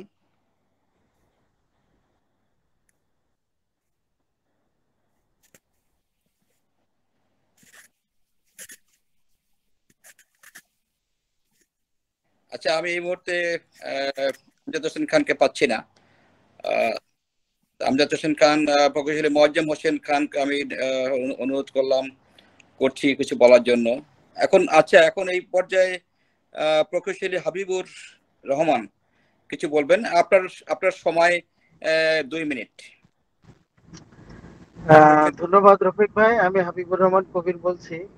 তো আসলে আমি একটা জিনিস বাংলাদেশের প্রেক্ষাপটে একটা জিনিস জানতে চাই, সেটা হচ্ছে কি যে আমরা যখন বিভিন্ন রেসিডেন্সিয়াল এবং কমার্শিয়াল বিল্ডিং গুলো ডেলিভারি করি, ওই সময় আমাদের যে ফায়ার অ্যান্ড সেফটি ডিপার্টমেন্ট থেকে যে ধরনের অ্যাপ্রুভাল আমাদের আসে, সেই ক্ষেত্রে কি আমরা এনশিওর করি যে আপনার এক্সিট ডোর গুলো আসলেই ফায়ার প্রুফ কিনা এবং সেখানে অ্যাসেম্বলি পয়েন্টটা কনফার্ম আছে কিনা, বা এই যে অ্যাওয়ারনেস গুলো আসলে কি সঠিকভাবে ব্রিফ করা হয় কিনা, যেটাকে আমরা টিবিটি বলি। তো এগুলো কি বাংলাদেশ থেকে ইমপ্লিমেন্ট হয় কি হয় না, না শুধু পেপার ওয়ার্ক হয়? এতটুকুই আসলে আমি জানতে চাই। কারণ আমি এখন একটা বিল্ডিং ডেলিভারি করতে যাব দুবাইতে, সেখানে কিন্তু আমরা আগের থেকেই এই ধরনের প্রিপারেশন আছে, আমাদের অ্যাসেম্বলি পয়েন্ট কোথায় হবে এবং আমাদের এক্সিট ডোর গুলো কি ফায়ার প্রুফ কিনা, বিশেষ করে স্টিয়ার কেস গুলো। হ্যাঁ, তো সেগুলো কিন্তু আমরা এই বিল্ডিংটা ডেলিভারি করার আগে যখন আমরা ফায়ার অ্যান্ড সেফটি ডিপার্টমেন্টে এগুলো অ্যাপ্রুভালের জন্য পাঠাইছি, তার আগের থেকে অ্যাজ এ কনসালটেন্ট আমরা কিন্তু এটা ইনশিওর করে নিই। তো এই ধরনের ফলো আপ গুলো হয় কিনা, আমি জানি এগুলো পেপার ওয়ার্কস হয়, কিন্তু আসলে ফিজিক্যালি এই ধরনের ফলো আপ করে কিনা এবং যদি করে থাকে এটা কারা করে? ধন্যবাদ আপনাকে। ধন্যবাদ প্রকৌশলী কবির তোমার সুন্দর প্রশ্নের জন্য। এই বিষয়টা আমাদের এখানে প্রকৌশলী সাইফুদ্দিন মানিক সাহেব আছেন, উনি নোট করবেন। প্রকৌশলী আলে ইমরান আছেন, তিনিও পয়েন্টটা নোট করতে পারেন। এক্ষেত্রে এই বিষয়টা কিন্তু মানে সিটি কর্পোরেশনের, আপনি যেটা বললেন যে আমাকে নোট করার জন্য, এটা কিন্তু আপনার রাজুকের প্রতিনিধিরা এখন দিচ্ছে। দিল্লি যখন অ্যাপ্রুভাল দেয় তখন এটা ফায়ার সেফটি বা ফায়ার ইস্যু ব্যাপারে যে পারমিশনটা দেওয়া হয় সেটা রাজুক থেকে দেওয়া হয় প্ল্যান পাস করার সময়। তার ভিতরে এক্সিট ফায়ার করা আছে কিনা, কি ধরনের ম্যাটেরিয়াল। আচ্ছা, আমি অ্যানসারটা দিই ওনাকে, আমার মনে হয় বেটার হবে আমাকে অ্যানসারটা দেওয়াতে। প্রথম কথা কি, যে কোনো বিল্ডিং করতে হলে ফায়ার সার্ভিস সিভিল ডিফেন্সের হাই রাইজ বিল্ডিং এবং যে কোনো বহুতল ভবন অথবা কমার্শিয়াল বিল্ডিং হলে ফায়ার সেফটি প্ল্যানটা লাগে। তো ফায়ার সেফটি প্ল্যানটা যখন পাস করা হচ্ছে, এই ফায়ার সেফটি প্ল্যান অনুসারে বিভিন্ন ভেন্ডর বা কনসালটেন্ট যারা থাকে তারা ওনারা তখন প্রোডাক্ট গুলো লাগায়। প্রোডাক্টটা লাগানোর পরে কি ঘটনা ঘটে, তখন একটা এনওসি নিতে হয়। অর্থাৎ যদি ফায়ার সার্ভিস সিভিল ডিফেন্স থেকে আপনি এনওসিটা না নেন, সেক্ষেত্রে আপনি ইউটিলিটি কানেকশন গুলো পাবেন না। দ্যাট মিনস আপনি ওয়াটার কানেকশন, ইলেকট্রিক কানেকশন এগুলো পাবেন না। So this is mandatory, specially যে হাই রাইজ বিল্ডিং এবং বাণিজ্যিক ভবনগুলো। তো সেগুলো আর বাংলাদেশে আমার মনে হয় বাংলাদেশে এখন যে ইউএল এফএম এবং এলপিসিবি এবং অন্যান্য থার্ড পার্টি ওয়ারেন্টেন যেটা WHI সার্টিফিকেট দরজাগুলো অ্যাভেলেবল এবং সেগুলো নিয়মিত লাগাচ্ছে এবং সেগুলো নিয়মিত চেকও হচ্ছে। হ্যাঁ, এটা ঠিক যে চেকটা কোনো বাংলাদেশ গভর্নমেন্ট বডি থেকে করা খুবই শুরু হয়েছে জাস্ট, কিন্তু খুব ব্যাপকভাবে শুরু হয়নি। কিন্তু আপনি যদি আরএমজি সেক্টরে এবং ওষুধ কোম্পানি বা ওষুধ ম্যানুফ্যাকচারিং যারা রয়েছে তাদের নিয়মিতই তাদের টিম রয়েছে এবং দুটো বডি যেখানে বাংলাদেশে আছে, একটা হলো RSC যেটা বলতেছি এবং ডাইফ কলকাতা অধিদপ্তর, এরা নিয়মিত এটা চেক করে এবং তাদের সেই রুটিন কাজ এটা। তো এখন আগেকার দিনে সেরকম নেই, এখন সবগুলো দরজাই ফায়ার রেটেড হচ্ছে। তবে এখনো বলতেছি গভর্নমেন্ট বডিতে এবং কমার্শিয়াল বিল্ডিং গুলোতে এখনো তেমন ব্যাপকভাবে শুরু হয়নি। Thank you so much. Thank you Al Imran Hossain. এটা হয়তো প্যাসিভ সেফটির একটা পার্ট। ভবিষ্যতে এই বিষয় নিয়ে আমরা ডিটেলস কথা বলবো। আমি এই পর্যায়ে প্রকৌশলী আমজাদ হোসেনকে বলছি তার বক্তব্য দেওয়ার জন্য। প্রকৌশলী আমজাদ হোসেন, অর্গানাইজার। আসসালামু আলাইকুম। আমার মনে হয় মজ্জেম ভাইও জয়েন করছেন আমার সাথে। তো আমার মনে হয় আমার আগে মজ্জেম ভাই যদি বলতেন তাহলে বেশি ভালো হতো। মজ্জেম ভাই বোধহয় একটু লাইনের বাইরে ছিল, সরি ফর দ্যাট। আমি মজ্জেম ভাই পরে Amjad please finish first. Okay, thank you Rafiq ভাই, থ্যাংক ইউ। আচ্ছা ঠিক আছে রফিক ভাই, সবাইকে আজকের এই রাতে সবাইকে শুভেচ্ছা। বিশেষ করে আজকের যে ইম্পর্টেন্ট যে টপিক কমিউনিটি রিস্ক রিডাকশন, আমরা রফিক ভাইয়ের নেতৃত্বে আজকের যে আমাদের শ্রদ্ধেয় মডারেটর ইঞ্জিনিয়ার রফিকুল ইসলাম তালুকদার ভাই, ওনাকে ধন্যবাদ এত সুন্দর একটা প্রোগ্রাম আয়োজন করার জন্য। এবং বিওয়ার্ল্ড এর পক্ষ থেকে সমস্ত যারা আজকের এই আমাদের শ্রদ্ধেয় panel members, engineer Hafizur Rahman সহ engineer MP Ali Imran Hossain, engineer Saifuddin Manik এবং আজকের গেস্ট ইঞ্জিনিয়ার সবাইকে আসলে আজকে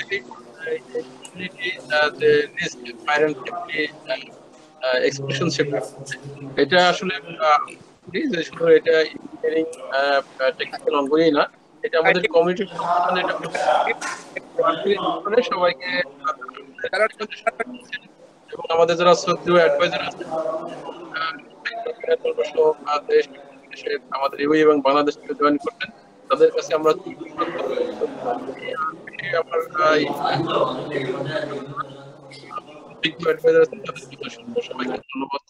আসসালামু আলাইকুম।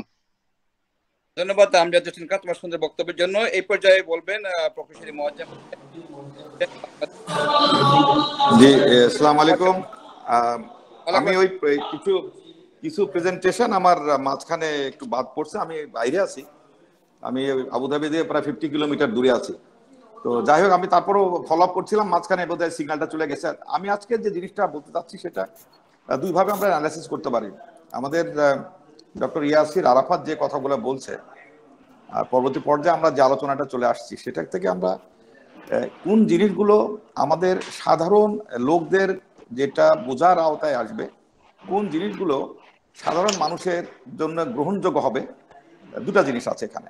যেমনটি আমরা টেকনিক্যাল ডিসকাশন অ্যানালাইসিসে যে জিনিসগুলো পাইলাম, আমরা তো জানতাম না আগে, অনেক উপকৃত হলাম, অত্যন্ত সুন্দর একটা প্রেজেন্টেশন। তো আমরা জানলাম যে জিনিসগুলো আছে, ইভেন যে ক্যারিং করার জন্য, সেফটি রাখার জন্য কন্টিনজেন্সি প্ল্যানের কথা আমরা বলছি না। আমরা কন্টিনজেন্সি প্ল্যানটা তো আফটার দ্য ইনসিডেন্ট, অ্যান্ড একটা প্রোঅ্যাক্টিভ অ্যান্ড প্রিডিক্টিভ, এই দুটা জিনিসের ব্যাপারে আমরা যে জিনিসগুলো আসছে এই জিনিসগুলো কথা বলা হচ্ছে। তো আমি বলছি এটাকে ব্যাপকভাবে প্রচারের জন্য বা ব্যাপকভাবে এটাকে সাড়া জাগানোর জন্য যে জিনিসগুলো আছে, এটা আইনের মাধ্যমে, এটা নিয়মের মাধ্যমে এগুলো নিয়ন্ত্রণ করা ছাড়া আসলে সাধারণ অ্যাওয়ারনেস দিয়ে বোধহয় খুব কঠিন হয়ে যাচ্ছে।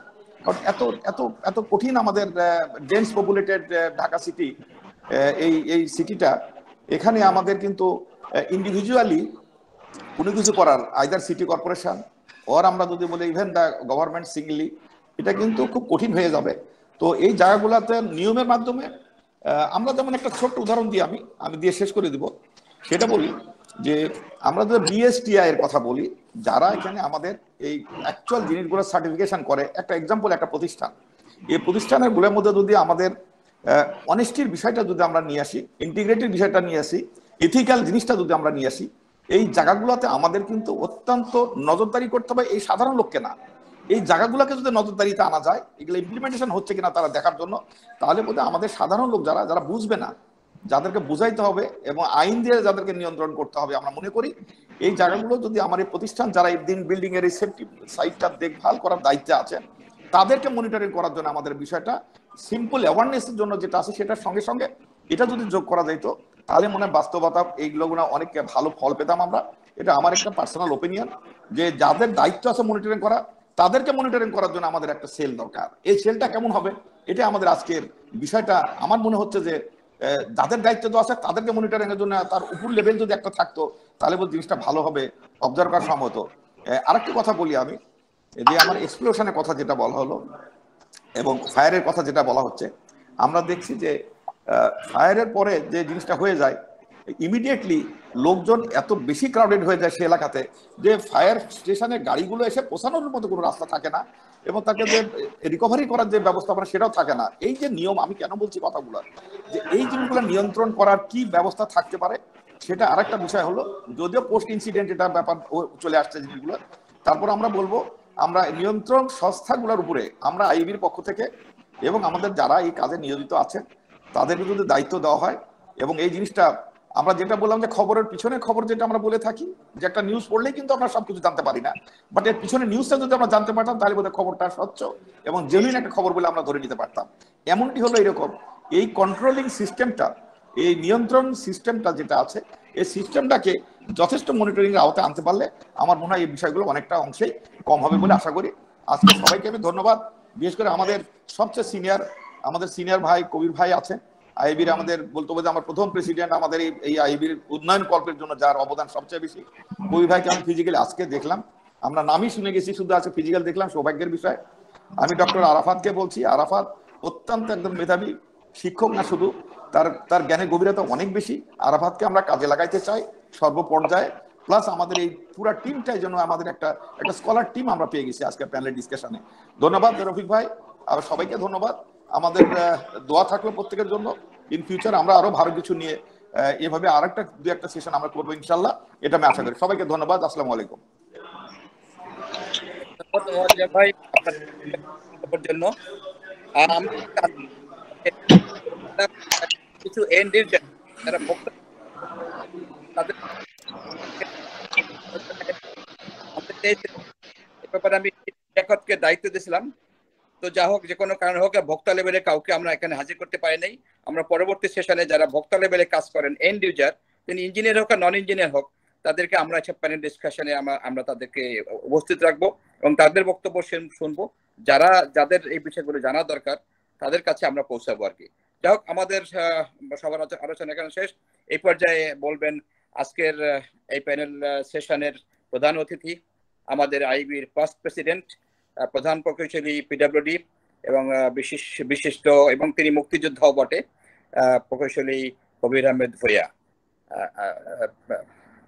আজকের প্রধান অতিথি, প্লিজ। ধন্যবাদ রফিকুল ইসলাম তালুকদার, আজকের সেমিনারের সঞ্চালক। আজকের সেমিনারের মূল প্রবন্ধ উপস্থাপক ডক্টর ইয়াসির আরাফাত এবং উপস্থিত পার্টিসিপেন্ট বৃন্দ, আসসালামু আলাইকুম। এখানে অনেকের সাথে আমার পরিচয় আছে, আবার অনেকে যারা বিদেশে পাশ করে চলে গেছেন তাদের সাথে আমার পরিচয় খুব এটা নাও থাকতে পারে, বাট দেশে যারা প্রকৌশলী ছিলেন সবার সাথে কম বেশ আমার একটা পরিচয় ছিল। রফিক যখন বিসিআইসিতে, তার পূর্বে কাপকু চাকরি করতেন এবং রাঙ্গাদিয়া সেন্টারের একজন অ্যাক্টিভ ছিলেন, আইবির কর্মকর্তা। আজকের যে সেমিনার, এটা অত্যন্ত একটা গুরুত্বপূর্ণ, কমিউনিটি রিস্ক রিডাকশন। এটা তো বাংলাদেশের পার্সপেক্টিভে খুবই সময় উপযোগী। তো আজকের যে প্রবন্ধ উপস্থাপক উনি সুন্দরভাবে উপস্থাপন করেছেন, তথ্যবহুল তার উপস্থাপনাটা, কিন্তু সময়ের অভাবে উনি আরো বলতে চাচ্ছিলেন, সেটা পারা যায়নি। আমার মনে হয় যে মাঝে মাঝে এই ধরনের অনুষ্ঠান যদি করা হয় তাহলে সবাই দেশ সমাজ উপকৃত হবে। তবে আমি অনেক বক্তব্যের মধ্যে ডিটেলিং আইসে গেছে, আমরা কিভাবে রিস্ক রিডাকশন করব। ব্রড সেন্সে আমাদের এই যে হ্যাজার্ডটা হয় building fire Hazard, road accident Hazard, industry fire Hazard, air pollution Hazard, এবং এইগুলোর সাথে রিলেটেড কারা আছে, BSTI, BRTA, RAJUK, fire service, city corporation, mainly অন্যান্য সংস্থাও জড়িত আছে, যেমন পিডব্লিউডি বিল্ডিং, সরকারি বিল্ডিং এর একটা বিরাট অংশ পিডব্লিউডি করে, এবং পিডব্লিউডি সেখানে যা সিকিউরিটি মেজার্স, সেফটি মেজার্স নেওয়ার এগুলো রাখার চেষ্টা করে। তবে আমাদের যে অসুবিধা, আমাদের সরকারি বেসরকারি দুই পর্যায়ে আমরা অসুবিধা ফিল করি। যে আজকে বিল্ডিং হ্যাজার্ড ঢাকা যদি আমরা দেখি, high rise building 20 feet, 10 feet, 8 feet রোডে 20 তলা বিল্ডিং, 15 তলা বিল্ডিং হয়ে গেছে।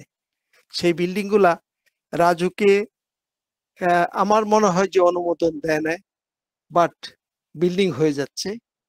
রাজুকের অনেক ফলস প্ল্যান পাস করে বিল্ডিং হয়ে গেছে। সেখানে কোনো একটা ফায়ার হ্যাজার্ড হলে একটা ফায়ার সার্ভিসের গাড়ি কিন্তু যেতে পারে না। যখন একটা বিল্ডিং 20 তলা বিল্ডিং হয়, সেখানে সুপারভিশন বা ইন্সপেকশন করে যে বন্ধ করা, সেটাও কিন্তু আমরা লেক করতেছি আর কি। রাজুক বা যারা সংস্থা আছে, আমরা প্রকৃতপক্ষে আমাদের ডিউটি পারফর্ম করি না বা করতে পারছি না। রোড অ্যাক্সিডেন্ট একটা বড় হলো, আমাদের যে ড্রাইভার যারা আছে তারা কিন্তু কিভাবে আমাদের ড্রাইভারের প্রফেশনাল বা ইনস্টিটিউশনাল কোনো ট্রেনিং তাদের খুবই কম। ড্রাইভার, একজন ড্রাইভার আরেক ড্রাইভারের কাছ থেকে শিখতেছে, একজন ড্রাইভার হেল্পার ড্রাইভার হচ্ছে। আপনি গাড়ির অ্যাক্সিডেন্টে দেখবেন বেশিরভাগ পরে জানা যায় যে হেল্পার গাড়ি চালাচ্ছে। অতএব আমাদের এই দিকটাতে গাড়ির যে রোড অ্যাক্সিডেন্ট, এটা কমানোর জন্য আমাদের ড্রাইভারের যে ট্রেনিং, একজন ড্রাইভার হওয়া, সেটা ইনস্টিটিউশনাল ভিত্তিতে হতে হবে। কারণ সেই ক্ষেত্রে আমাদের বিআরটিএ খুব ভালোভাবে এই ডিউটিটা পারফর্ম করতে পারতেছে না, এবং তার সক্ষমতা বাড়ানো দরকার, যে আমরা যেন ড্রাইভার যারা রাস্তায় গাড়ি চালাবে, রোড অ্যাক্সিডেন্ট বা রোড হ্যাজার্ড আমাদের অ্যাভয়েড করতে হলে ড্রাইভারের সার্টিফিকেশনটা উন্নত ট্রেনিং এর মাধ্যমে হওয়া উচিত। এয়ার পলিউশন তো অনেক হ্যাজার্ডের এফেক্ট, সেটা বিস্তারিতভাবে অনেকে বলেছেন, আমি আর বলছি না। বাট আমরা এয়ার পলিউশনে বা এয়ার হ্যাজার্ডে জর্জরিত আমরা বাংলাদেশ, বিশেষ করে ঢাকা শহর তো বলা বাহুল্য। আর সবচেয়ে বড় কথা, আমরা যারা, আমিও সরকারি চাকরি করছি বা সরকারের যে দপ্তর আছে, আমাদের এখানে বেশিরভাগ কর্মকর্তা কর্মচারী জনবান্ধব নয়। মানুষের হেল্প করার যে টেন্ডেন্সি, এই জিনিসটা আমাদের মধ্যে অভাব আছে, যার ফলশ্রুতিতে এই যে ডেফিসিয়েন্সি গুলা কিন্তু হয়ে যাচ্ছে আমাদের চোখের সামনে। অতএব সরকারি যে রেগুলেটরি বডিগুলা আছে, রেগুলেটরি বডিগুলার আরো সুশাসন দরকার, তাদের আরো তৎপরতা দরকার, এখানে যোগ্য লোক পদায়ন দরকার। এই দিকগুলা আমার মনে হয় যে সরকারি লেভেলে আরো মনোযোগী হওয়া উচিত। তাহলে আমরা আমাদের যে হ্যাজার্ড গুলো আছে সেই হ্যাজার্ড গুলাকে আমরা কমাতে পারবো। তা আমি আর বিস্তারিত বলছি না, কারণ আমি যা নোট করেছিলাম প্রায় সবগুলাই অন্যান্য যারা আলোচক আছে তারা বলে ফেলছেন এবং সেটা রিপিট করার কোনো দরকার নেই। তবে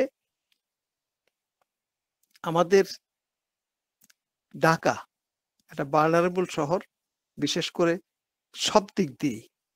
আজকে রিক্সা পোলার যদি বলেন, সে গ্রাম থেকে এসে কালকে রিক্সা চালানো শুরু করছে, সে সিগন্যালও চিনে না, কোন দিকে যাইতে হবে এটাও বুঝে না। এই হ্যাজার্ডের একটা অংশ রিক্সা চালকরা। এই রিক্সা চালকদেরও যে ইয়ে করে রিক্সা চালানোর ট্রেনিং দিয়ে তাদেরকে রাস্তায় দেওয়া দরকার, এই ব্যবস্থাটা কিন্তু বাংলাদেশে নাই।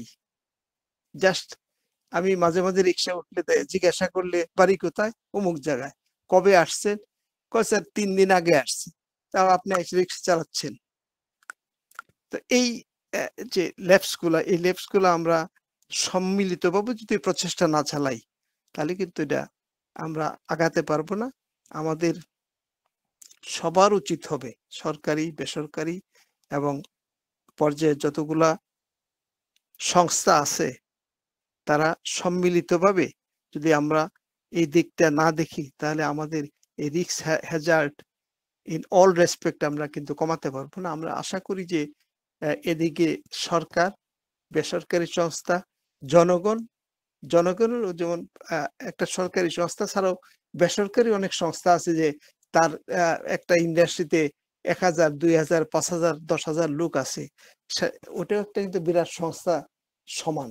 অতএব ওই যে একটা ইন্ডাস্ট্রি, সেই ইন্ডাস্ট্রির যে সেফটি এবং সিকিউরিটি এটা দেওয়ার জন্য মালিক পক্ষের সচেতন হতে হবে। আমি মনে করি যে আমরা সবাই মিলে উদ্যোগী হলে আমাদের এই যে কমিউনিটি রিস্ক, অর্থাৎ সমগ্র জনগোষ্ঠীর যে রিস্কটা আমরা কমাতে পারবো। তা আমি উপস্থিত যারা আজকে উপস্থাপনা করেছেন, বক্তব্য দিয়েছেন, প্রত্যেকেই মূল্যবান বক্তব্য দিয়েছেন এবং আলোচক, আমি আজকের যে সঞ্চালক রফিকুল ইসলাম তালুকদার, তারপর ডক্টর ইমরান আরাফাত, ইয়াসির আরাফাত সহ আজকে উপস্থিত সবাইকে আমার পক্ষ থেকে আন্তরিক ধন্যবাদ জানাচ্ছি। এবং আমাকে আজকে পরশুদিন সম্ভবত রফিকের সাথে আমার ধানমন্ডির লিগে দেখা, তখন আলাপ প্রসঙ্গে রফিক বলছে আজকে আমাদের সেমিনার হবে, তাই বলছে ঠিক আছে আমি থাকবো। তো রফিককেও ধন্যবাদ যে আমাকে এই মূল্যবান আলোচনার মধ্যে যুক্ত করার জন্য। সবাইকে আমি ধন্যবাদ জানাচ্ছি। ধন্যবাদ সবাইকে। আসসালামু আলাইকুম। ওয়ালাইকুম আসসালাম। আজকের প্রধান অতিথি আপনার সুন্দর এবং দিক নির্দেশনামূলক বক্তব্যের জন্য।